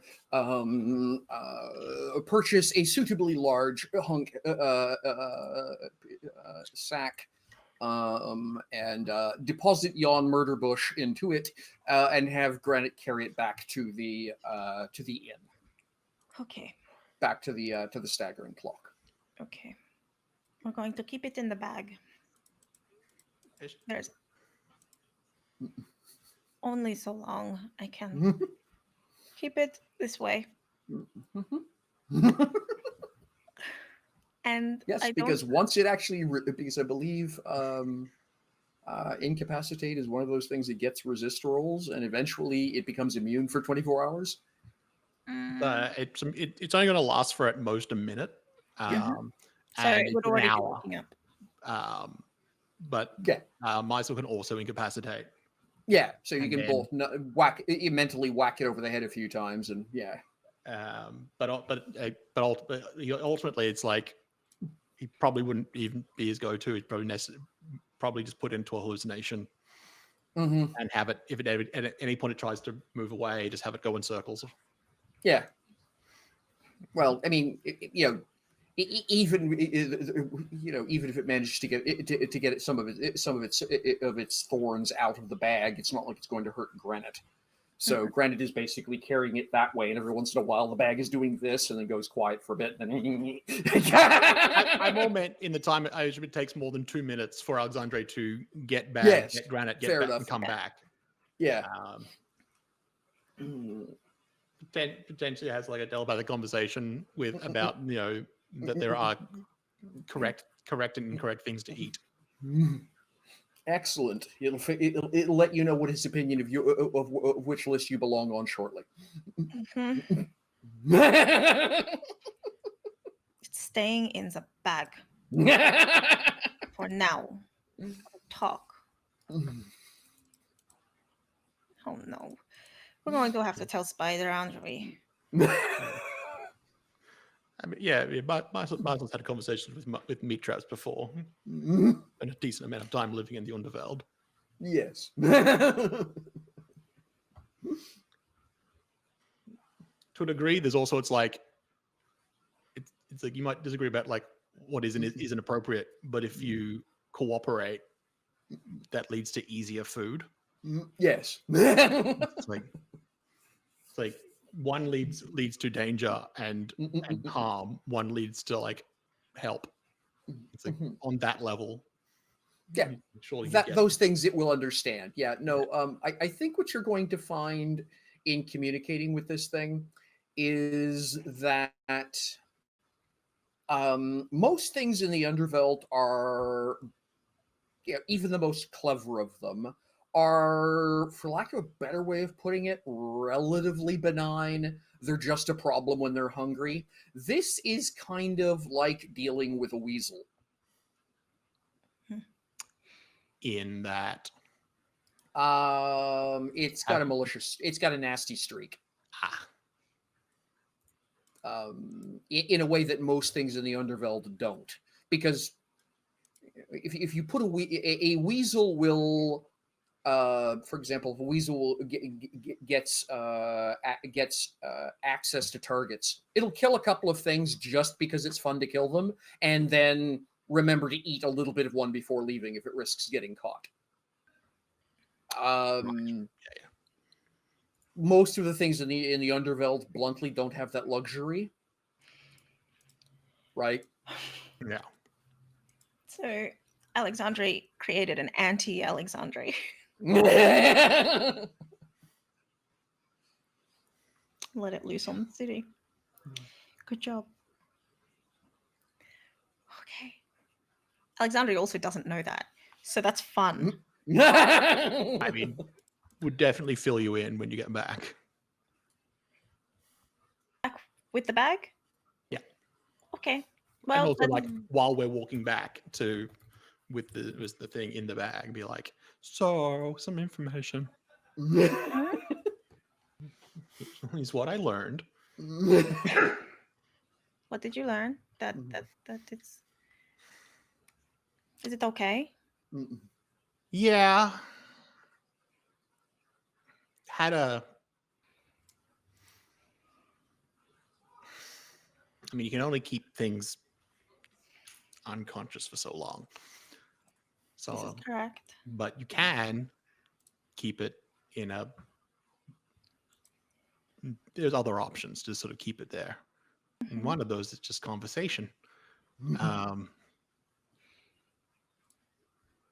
So it definitely disagreed with me about what is and isn't appropriate to eat. Well, But- it's eating size. Sure. But when I explained the concept of some things are more problematic to eat for its well-being, and some are things are, cooperation leads to easier food. Mm-hmm. It definitely appreciated that aspect. Mm-hmm. And for context, Mhm. with my experience with creatures in the underworld, that was enough. Like Mhm. convenience was the be all and end all, because Mhm. this creature, not so much. Like it got the concept and it definitely appreciated on one level, but how do I put this?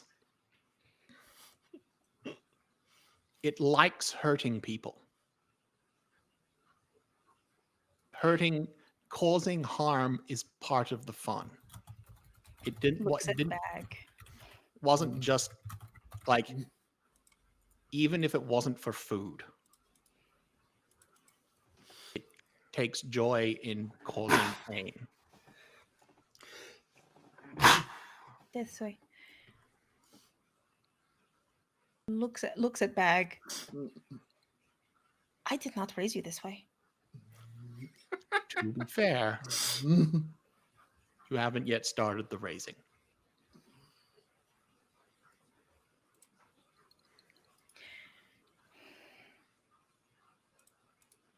So what you're saying is it's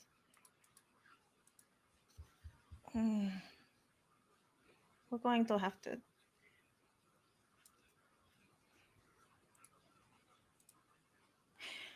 look, if you can't be nice, we're going to have to kill you, and I don't want to kill you.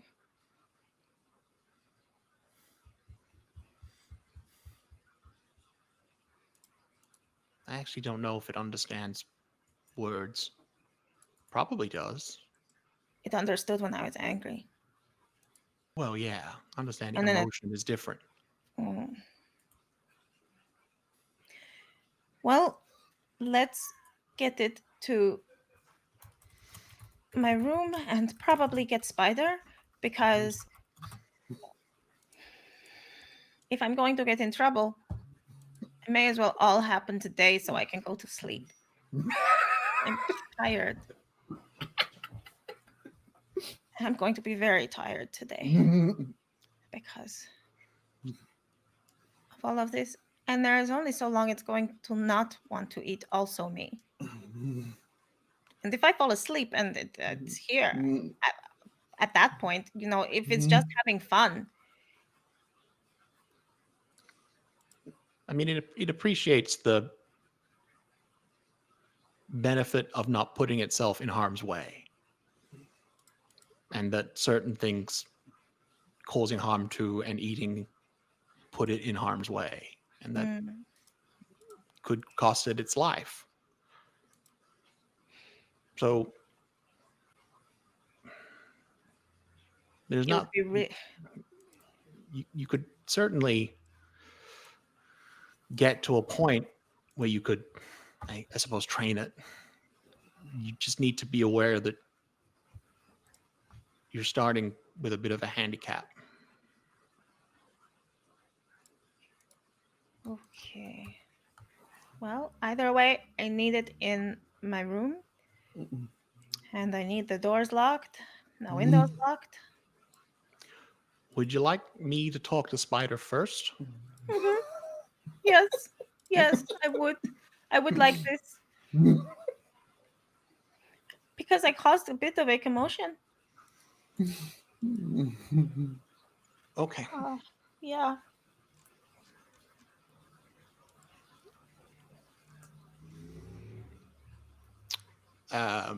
Is Spider at the inn, or is he sort of in the city? Generally at the end, like I don't think he leaves very often. After Yeah. the initial business of like setting stuff up is done. So. Yeah. Mm-hmm. So as we make our way back to the inn, Mysore will probably try and telepathically link with the spider before they arrive, essentially. Okay. Mm-hmm. Um, So I just want to set the scene, by the way, before we jump to that, is a large stone automaton holding at arm's length a large wiggling bag, a very upset woman wearing a cloak pulled over her ears, and a small child with a lollipop who seems to be in charge. That is what everyone is seeing heading back no, to the inn. we're gonna phantasm granite, so it's something in the same, like it's probably some kind of animal, Sure. like a large animal, so that people still have to move out of the way and aren't interacting with it, but it's not because having people point out the large automaton is at the moment not great. Fair enough.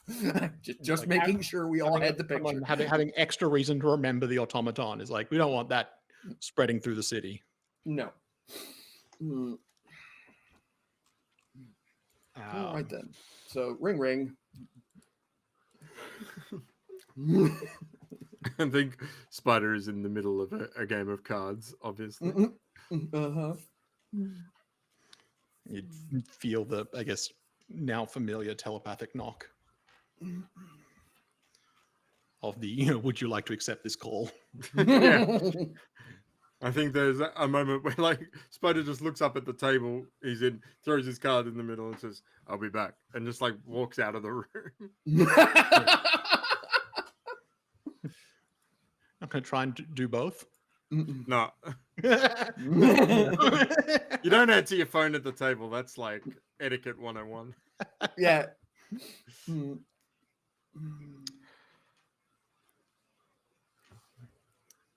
Hey.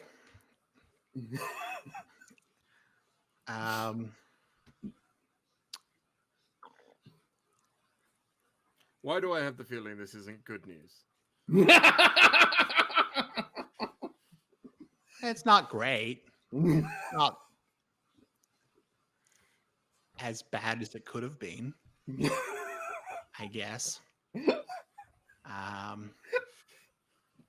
It's certainly currently under control. I'm just going to point out to you that the last time anyone used the phrase "situation is under control" to Spider, he was running a gang and there was a building on fire.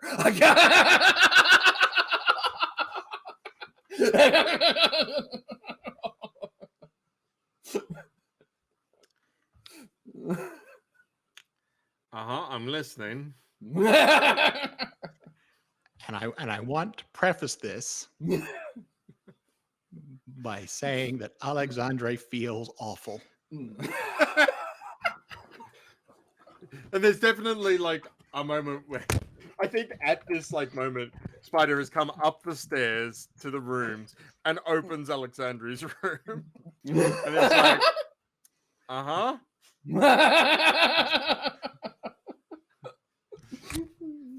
Sorry, my microphone is being silly. Okay. Hi. But you're not there, right? Yeah, he's just going to be waiting in the room when you guys arrive. This is a telepathic communication. It's like, you want me to have a chat first, and then immediately like just linked with him telepathically while we're walking back to the inn. Yeah. So this is mostly a heads up, I guess, so that you're aware. Where is But she, my also- soul? Oh, we're currently gives a name of street, like. And you're bringing her back here, yes? We are currently coming back. Yeah, they're a couple of blocks away at this point. They'll be here in a couple of minutes, yeah. But you know how Alexandre has been creating Rosevine? Uh-huh. And you know how she can take non-sentient material Mm. and make it sentient? Yeah, her room's a little messy right now. Yeah, I imagine it might be. So this latest effort didn't go as well as Granite or the Birds. But it's, as I said, currently under control. That people have died.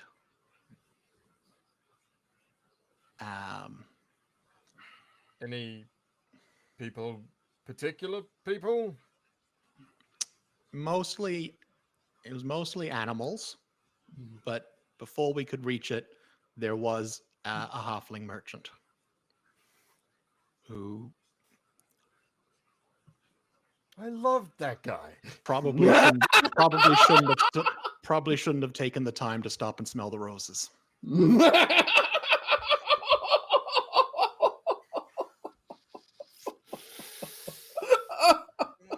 Somebody clip that.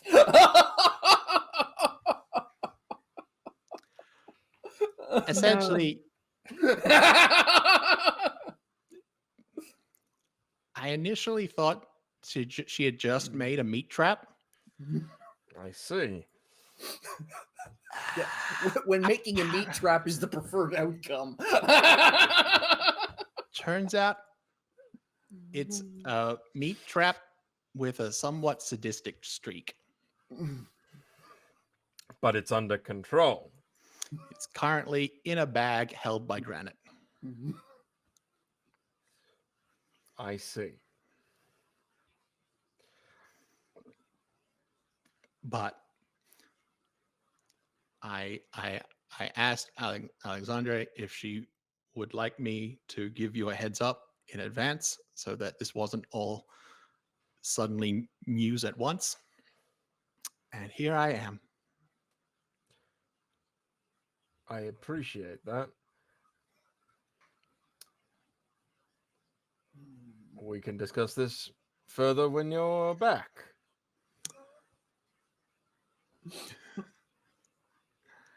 I don't think she's going to want to talk about it too much, but definitely would air it enough so that she can rest, I guess. It's an impressive creature. Tell her I'm not mad, but I am disappointed.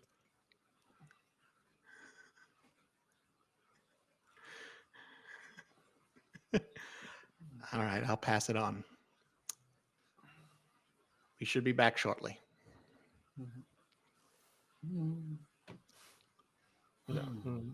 Spider cuts off the connection.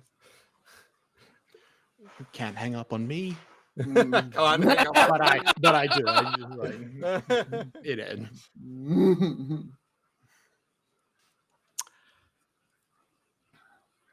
Well, saying to Alexandre, Yeah. I think that went as well as can be expected. It's time for me to leave this place. I mean, he's not angry. Okay. Might be a little disappointed.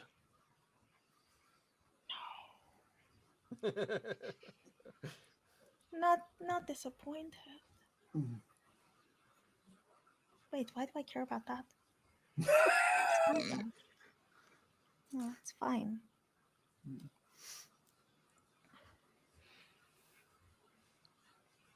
Shit. Okay, well, it's fine. We're gonna just go back and talk to Spider.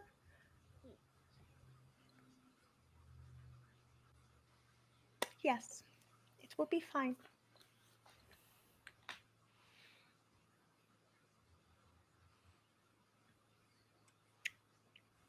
Okay. Back we did. Back you is.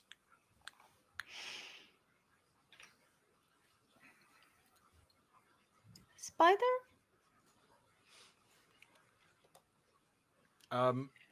Oh, it's nice of you to have returned, my close friends. Perhaps we can take the bounty you have clearly obtained, which I definitely sent you for, upstairs. Yes.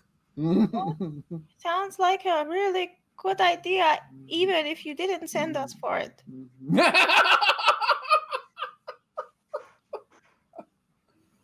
And like looks at the twins as like, sorry, I'm out.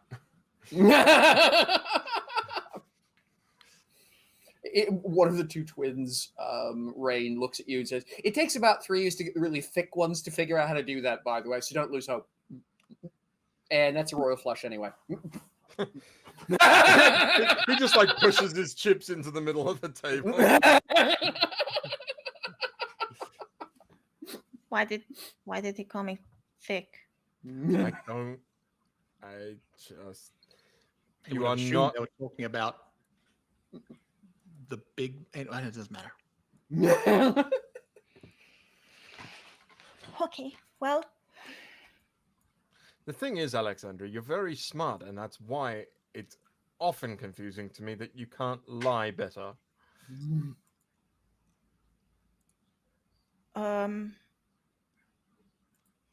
why would I lie? But why would I lie? Because it's useful sometimes. I will think about it. I probably won't do it, but I'll think about it. That's about what I expected. So, what have you got there? Carnivorous plant creature? By the way, so now that there is not a llama in the bedroom, there is Granite holding a bag, which is very obviously having trouble at the seams, containing whatever is thrashing in the bag currently. Cat on spin dry is beginning to cross his... Yeah, cat on spin cycle is a good description. Okay. Does it make any noise? Does it have noise? Actually, it's probably one of the most disturbing things about it. It's mostly just this rustling noise that's kind of got a sticky sound to it. I love sticky sounds. In a bag? That's breaking? That's a yikes from me. That's a movie I was unwilling to pay for. Happy to bring it to you free. Front row center. Can I have a refund? I mean, I suggested calling it the Rosaconda, but someone said that wasn't a good idea. I think I've been justified in that idea.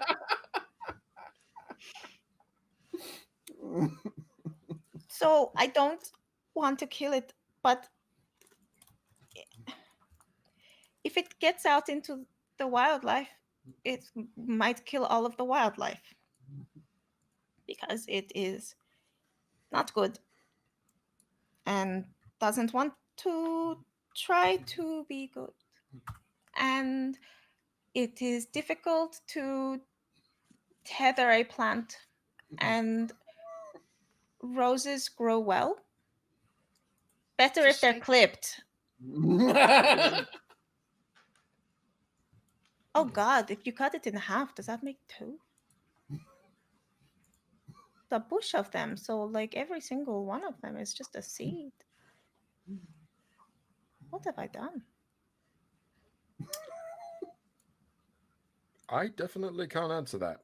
You haven't even seen it. I'm okay. It's very pretty. I believe it. How So when you said it was under control, Meisel, it's not under control. It's just in a bag. No, I said the situation was under control. I understand. Creature, no.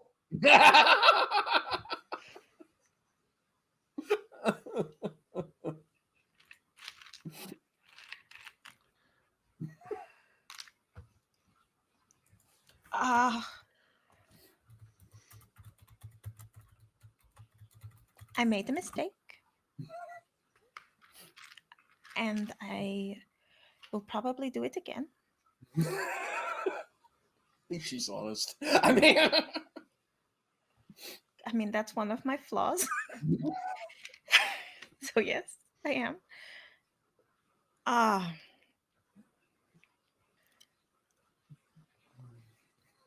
was bored. I was bored. That's what happens when I'm bored. Again, I'm not angry at you. I'm just trying to work out how we can use this to our advantage. Well, if the answer is let it loose in the city, I tried that one. It wasn't to my advantage.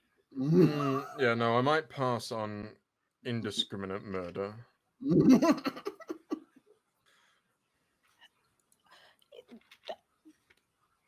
That sounds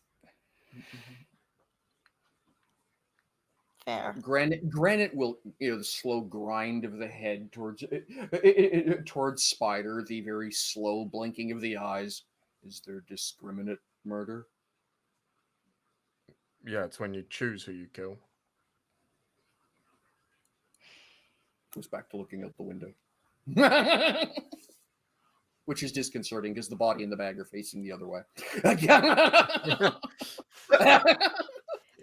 This is not strange to Alexandria. Alexandria's been living with this kind of weird thing at points in her life. It's just not. Oh, okay. What have you been up to today? I have been being patient. I was also being patient. Making friends. I was also making friends. Yes, you were. It takes a necromancer to raise a family. I was just making friends. Oh dear. We probably shouldn't. Great mustache. I swear to God, please. Please. Alexandria has learned a very important lesson today. The lesson is roll better. The classic roleplay game lesson. Just roll better. Just roll better. It should have worked. Okay. What? Well, I mean, no, it wouldn't stay down there. Well, I was thinking we could put it in the sewers, but it wouldn't stay down there. It would just grow and get bigger, and then all of a sudden, everyone is getting eaten off the toilet seat. So we can't do that.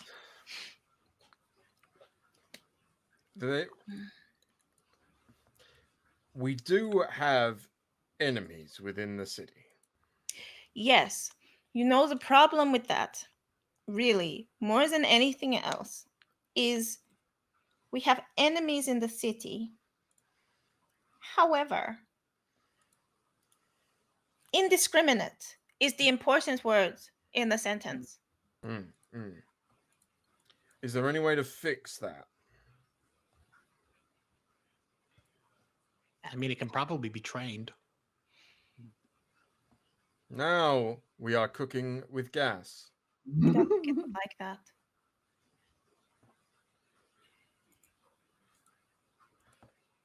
You've been bored, haven't you? Yes. Well, it sounds like now you have a project on your hands. I always had a project on my hands. Now the project wants to eat me. Well, and that's the risk you took. Okay.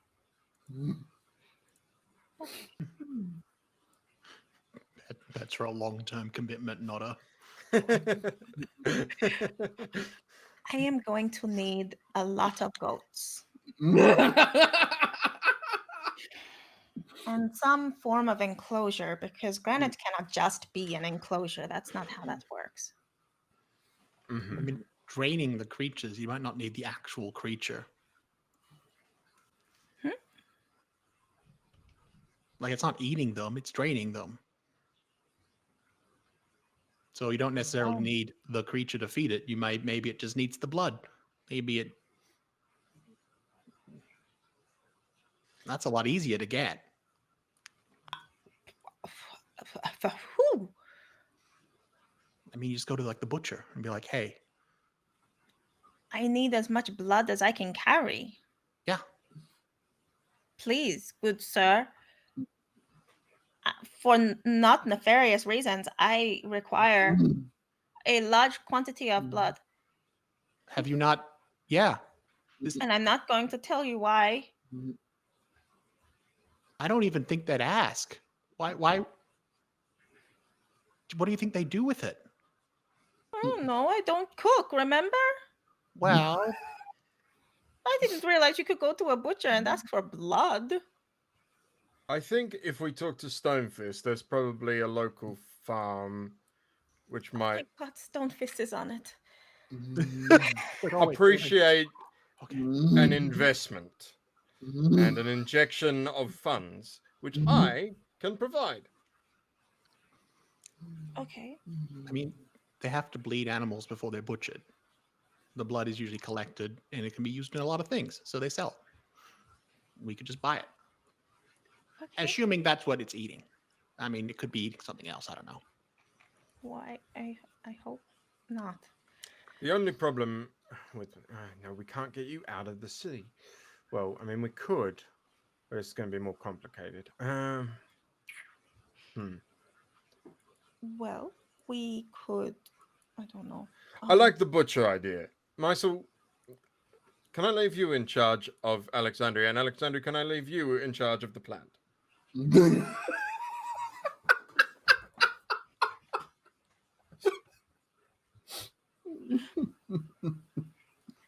Both of you. Wait. I'm in charge of the plant no matter what. That's right. Granite, I'm leaving you in charge. All right. That one was a joke. I know that I don't give orders to Granite. Nobody gives. Granite gives orders to Granite. That's why I like them. I will keep this in mind. Which part? No one puts granite in the corner. Granite in the corner. Little Granite. Friend.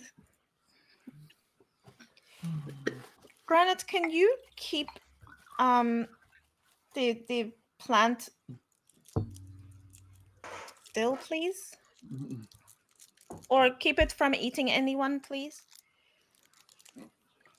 For now. I can try. Crunch, crunch, crunch, crunch, crunch. What else has happened? It rolled it in a ball in the bag, so it fits better in its hands. Okay. It's going to need sun in the morning, but right now it's fine. And it should be full for a few days because the amount it ate.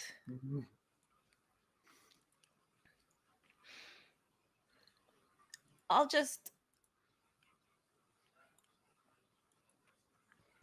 Yes, I will talk to it over time. So if you're wondering what I'm going to be doing for the next few days... I was about to say, you might want to explain the situation to the plant. Yeah, I'll be If talking you do to it telepathically to be sure that it understands. Maybe check if it understands you talking at the same time. Alexandra I will telepathically try to speak with this plant. It has opinions about being rolled up in a ball in a bag. Most of them are unprintable. Well, we talked about repercussions of eating the wrong thing. I have opinions about the fact that it needs to be in a bag. We're going to talk. And that's what Alexandria's doing. God. That took a long time. And this, ladies and gentlemen, is why I'm aiming for a 20% overage budget. See, because Yes. I've got nothing done this session. Yeah. I mean, I still need a flashback to my meeting. So I feel like Spider's like okay with all this because he's about to find out, why someone with a big knife is trying to find Alexandria, and he's trying not to like bring that up.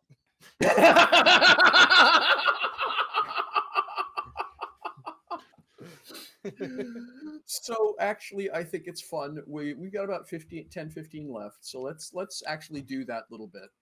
Sure. So at some point in the day, hang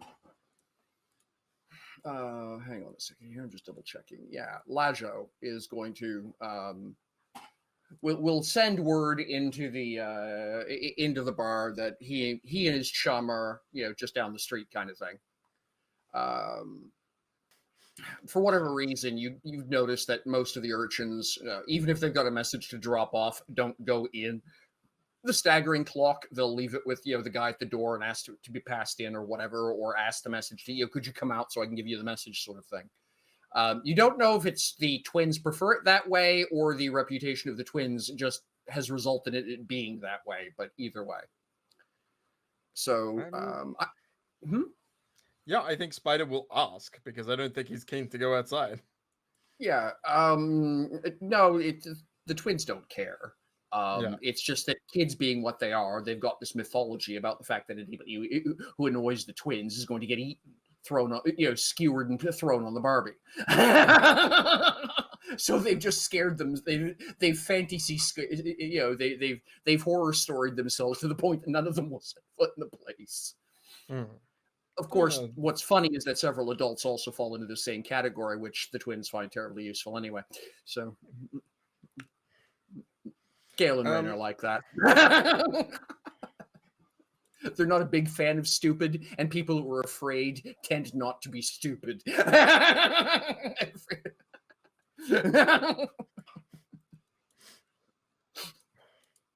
Yeah, I think.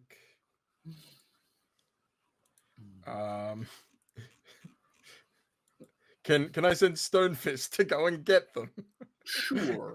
And assure them that they will be well looked after and safe.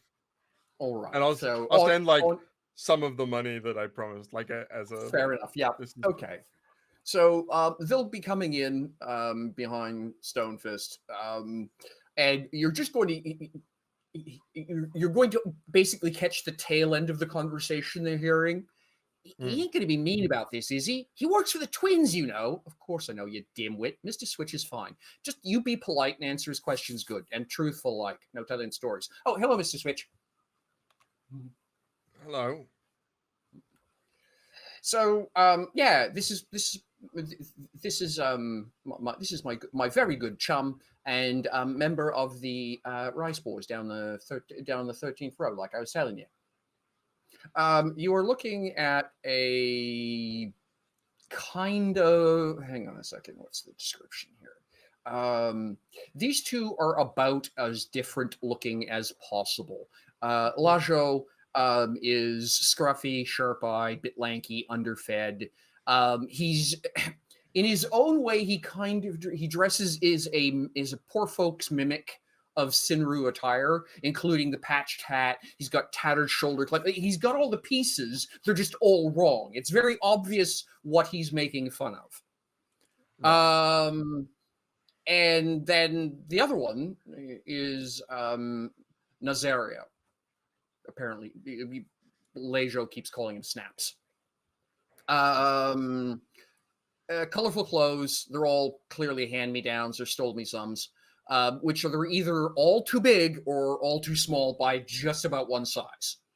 Dark skin, dark eyes, slightly out of the line nose, apparently upset someone in the past.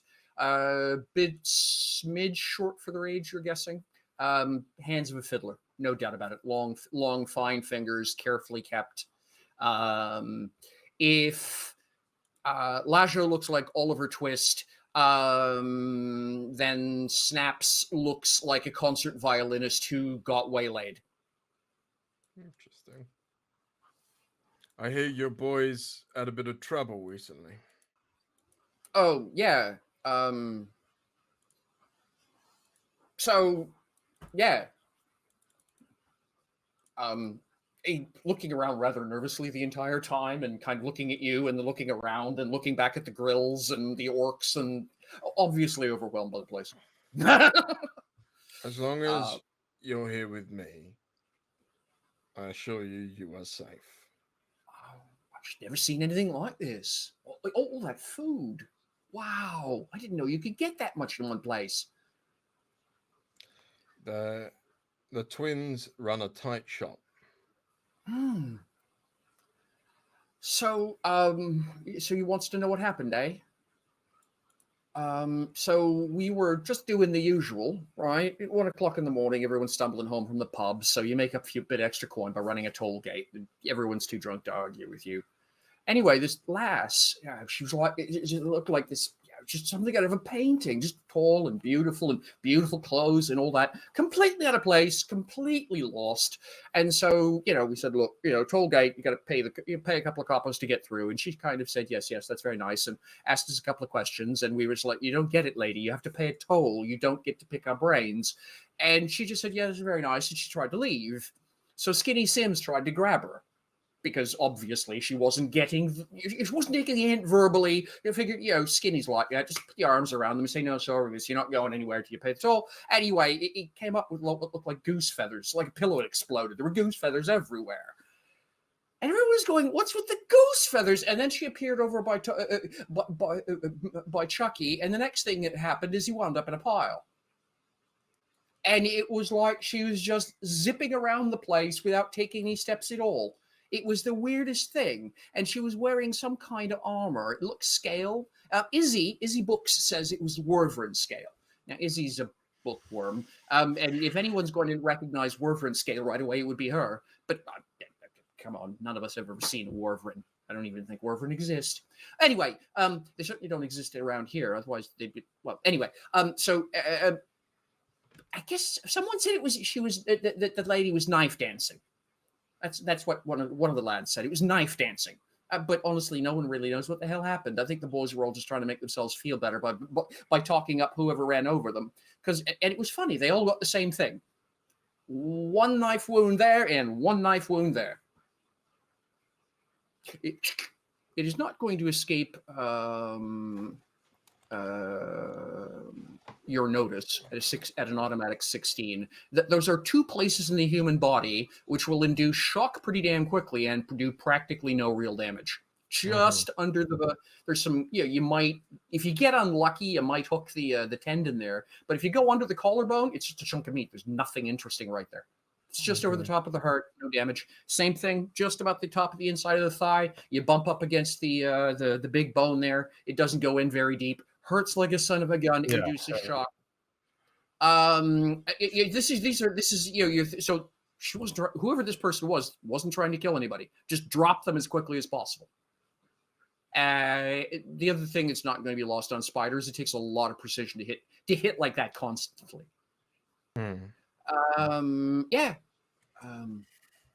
Anyway, the conversation goes for a little bit.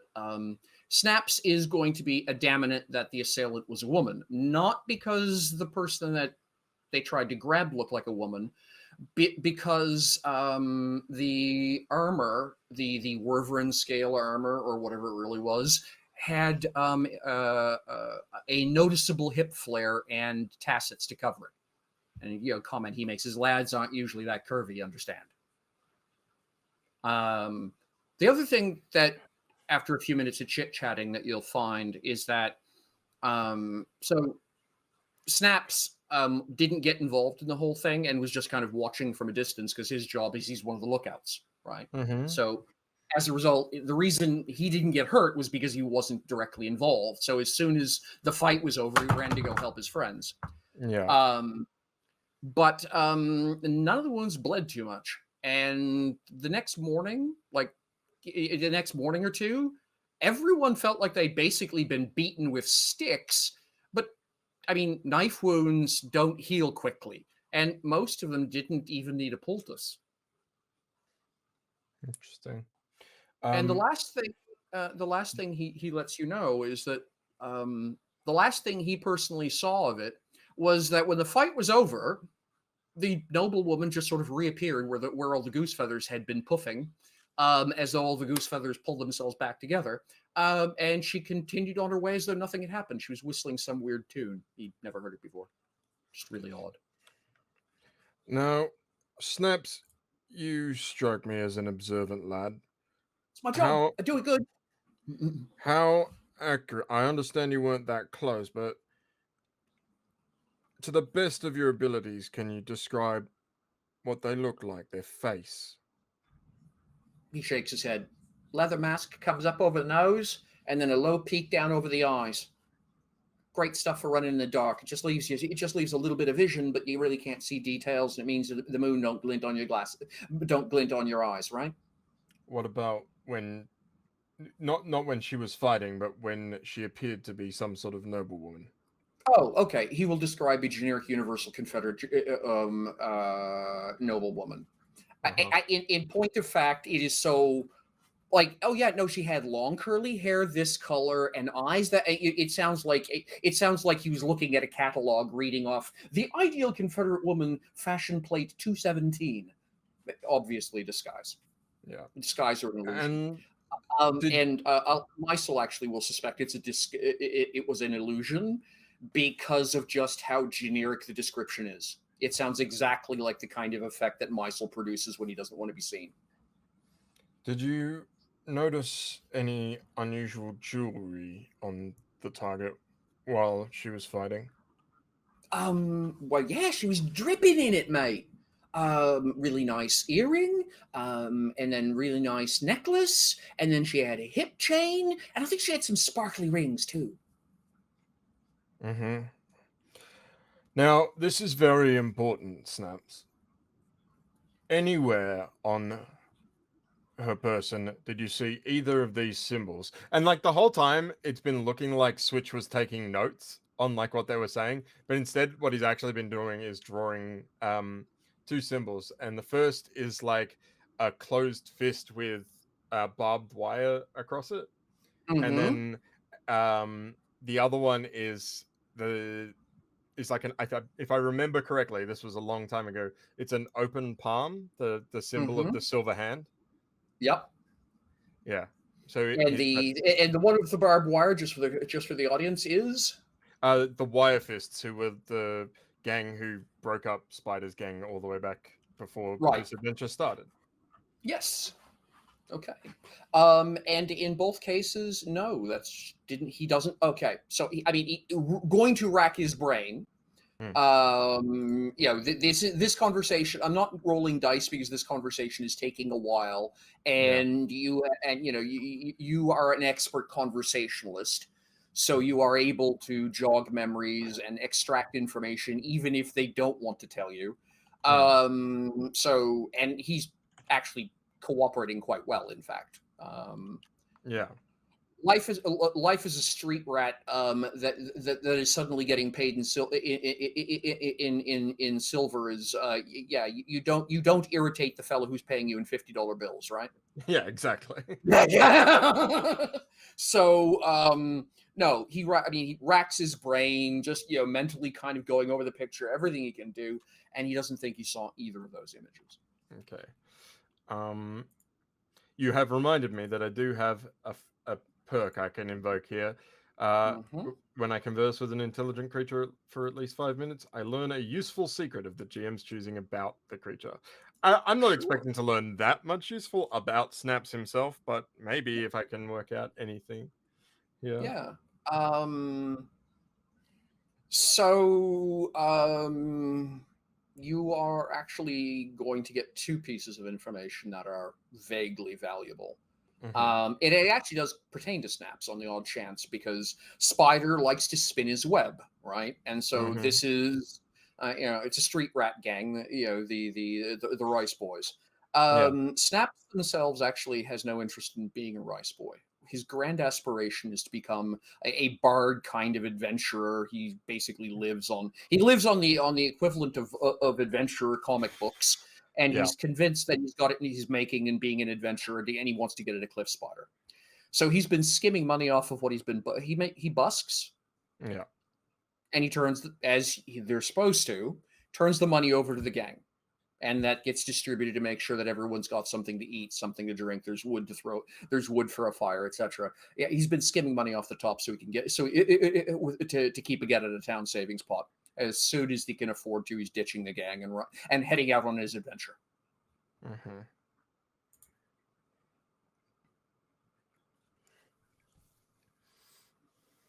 Mechanically, he would be a first-level adventurer wandering out the Voyager Gate onto the Sky Anvil plane. Yeah, it's not a great plan. This is the exact sort of plan which will end in brief but violent tragedy.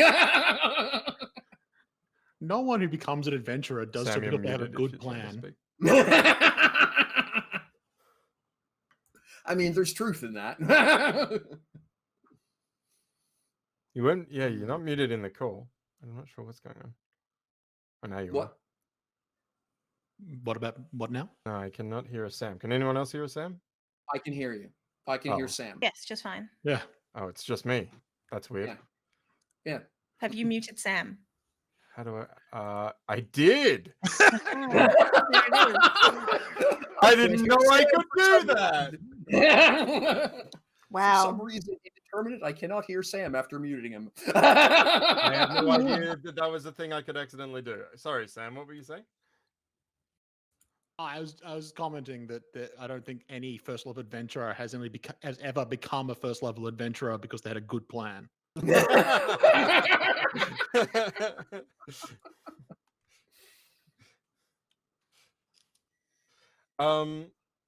Yeah, I think Spider leans in and he says,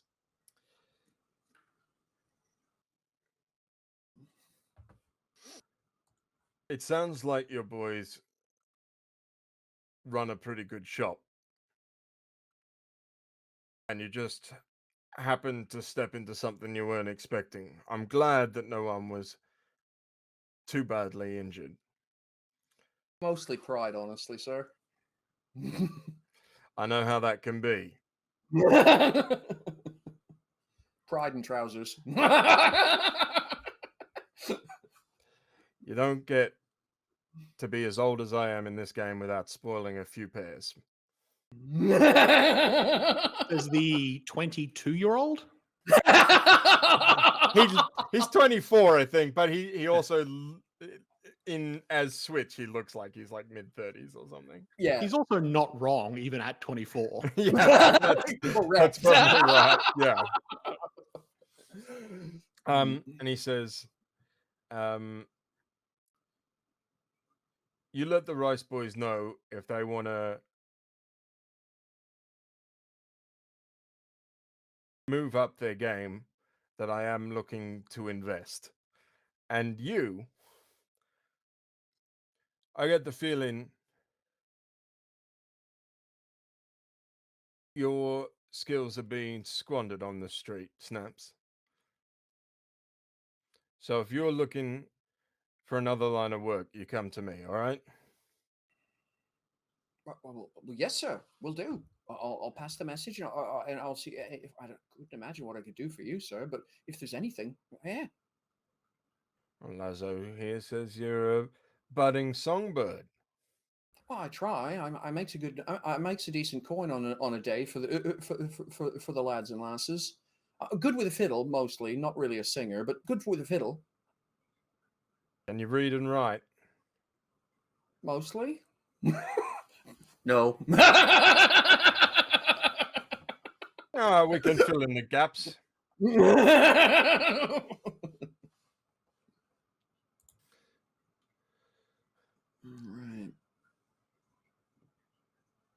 Yeah, I think that's like, and he thanks them for their time, gives them the money he promised them. All right. All right then. And the two two of the city's street rats head back out the door. Having braved the horrors of the staggering clock and emerged unscathed and with coin. Just for my benefit, Michelle, because maybe I missed something. I should have followed up. I will have followed up on this if they didn't say something. Did they? How did they know they were after Alexandria or after my pretty miss, as he put it? Oh, sorry, that was Michelle. Forgot to. No, that's all right. Yeah. But basically, once everyone was lying on the ground, clutching punctured body parts, she wandered over to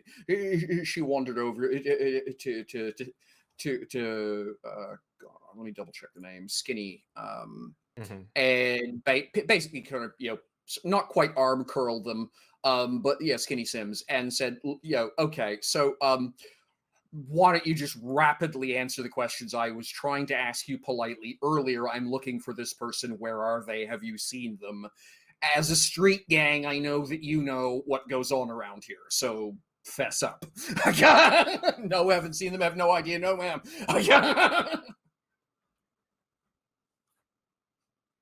Yeah. Okay. Cool. That's what I expected.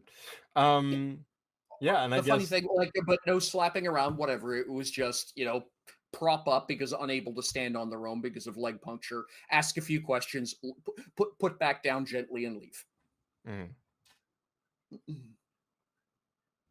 Yeah, I think that's all Spider needs, and I guess the follow on for him from that is that he will be looking out for anyone, especially any nobles that happen to come into the clock, but anyone new, basically. Anyone who people are like, I don't recognize that person, is immediately on his radar. Was there anything telling about the questions? Was there were the questions the part in any way? I was just going to say, the part that they the pretty miss turns out to be the Donahue girl. Right. So she used that name because we haven't used that name up here, as far as I'm aware. Yeah, literally by name. Yeah. Actually, sorry. Then that's actually if you, for some reason I thought you had been that Alexandria had used her real name a couple of times. She hasn't used her surname. She's used her first name. Yeah. All right. Okay. Alexandria has been. Okay. Then would have asked for the Donahue girl when everyone drew blank faces, would have spat out a description relatively. That sounds a lot like the girl that's been hanging out with the new Mr. Switch who's made all the big deal over at the clock, was sort of the chain. It was the chain by which it got back to you. So she knows where we are. Yeah. Well, no, because I didn't tell her. Oh. Mostly out of spite.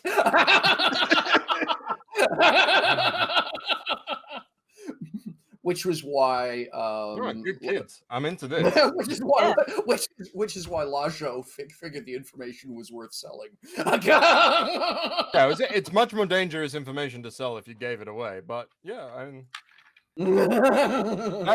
that follows why Switch makes the offer to them as well. Yeah.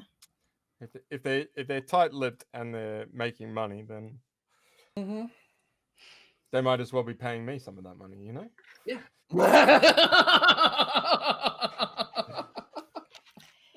Spider, ever the caring individual. Yes. Philanthropist entrepreneur, yes. Yeah. And on that note, folks, it's done time. How did so much happen but not anything? Well, it started with a couple of die rolls. Yeah. The dice had their own opinion on what this episode was going to be about. Yep. Have you met us? Yeah. Go for that. And then that, yes. I thought that maybe with 2022. Yeah, Nah, I that's don't know what I've been 2020. thinking about it at all. Nah, that's not. It's just, we just didn't play for a while, and I forgot. And this is why when you first said that you wanted a target session count, I kind of looked at the screen. I kind of looked at the camera funny because I just couldn't figure out how I was supposed to do that. Oh, but I mean, like, all of Daybreak is that too, and we can do it in 10 sessions. I'm teasing. Almost. I'm teasing. We can do it. We can do it. Utter faith in our ability. In our ability to derail and then put back onto the rails a thing. Yep. And with that, we will stop. Yep. Thank you very much, folks. That was a lot of fun. And yeah. And yes, so mechanically, Jamie, if Spider wants to buy a companion, I think that's a fancy idea. Go for it. Yeah, I'm not sure if I have the otherwise- points for it, but it's a cool idea. Yeah, but I'm just going to say you guys will be gaining an XP relatively in the next either next episode, depending what happens to the one after that. So just because I know Like- what. Yeah. I want to say 2 feet points. Something like that. Yeah. Yeah. Actually, So yeah, I might be able to do it now that I've got on our next level up. Now that I've got the thingo. yeah. Like I say, so it's either next session or the session after that. You guys will be picking up an XP for as the plot moves ahead. So yeah, thank you all very much. I will, Shawnee, I will have stat blocks for Granite, and it is insisting on having itself referred to as Thornfang. It has an opinion about its name. It refuses to answer to any other name. It is Thornfang.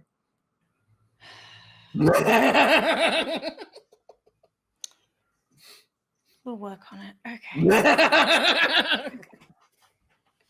Goodbye from me, Granite, Scramble, Oat. The follow-up Everyone question, how dark is Thornfang's eyeliner? I'm And just what going to does say Thornfang no need to worse than Alice Cooper.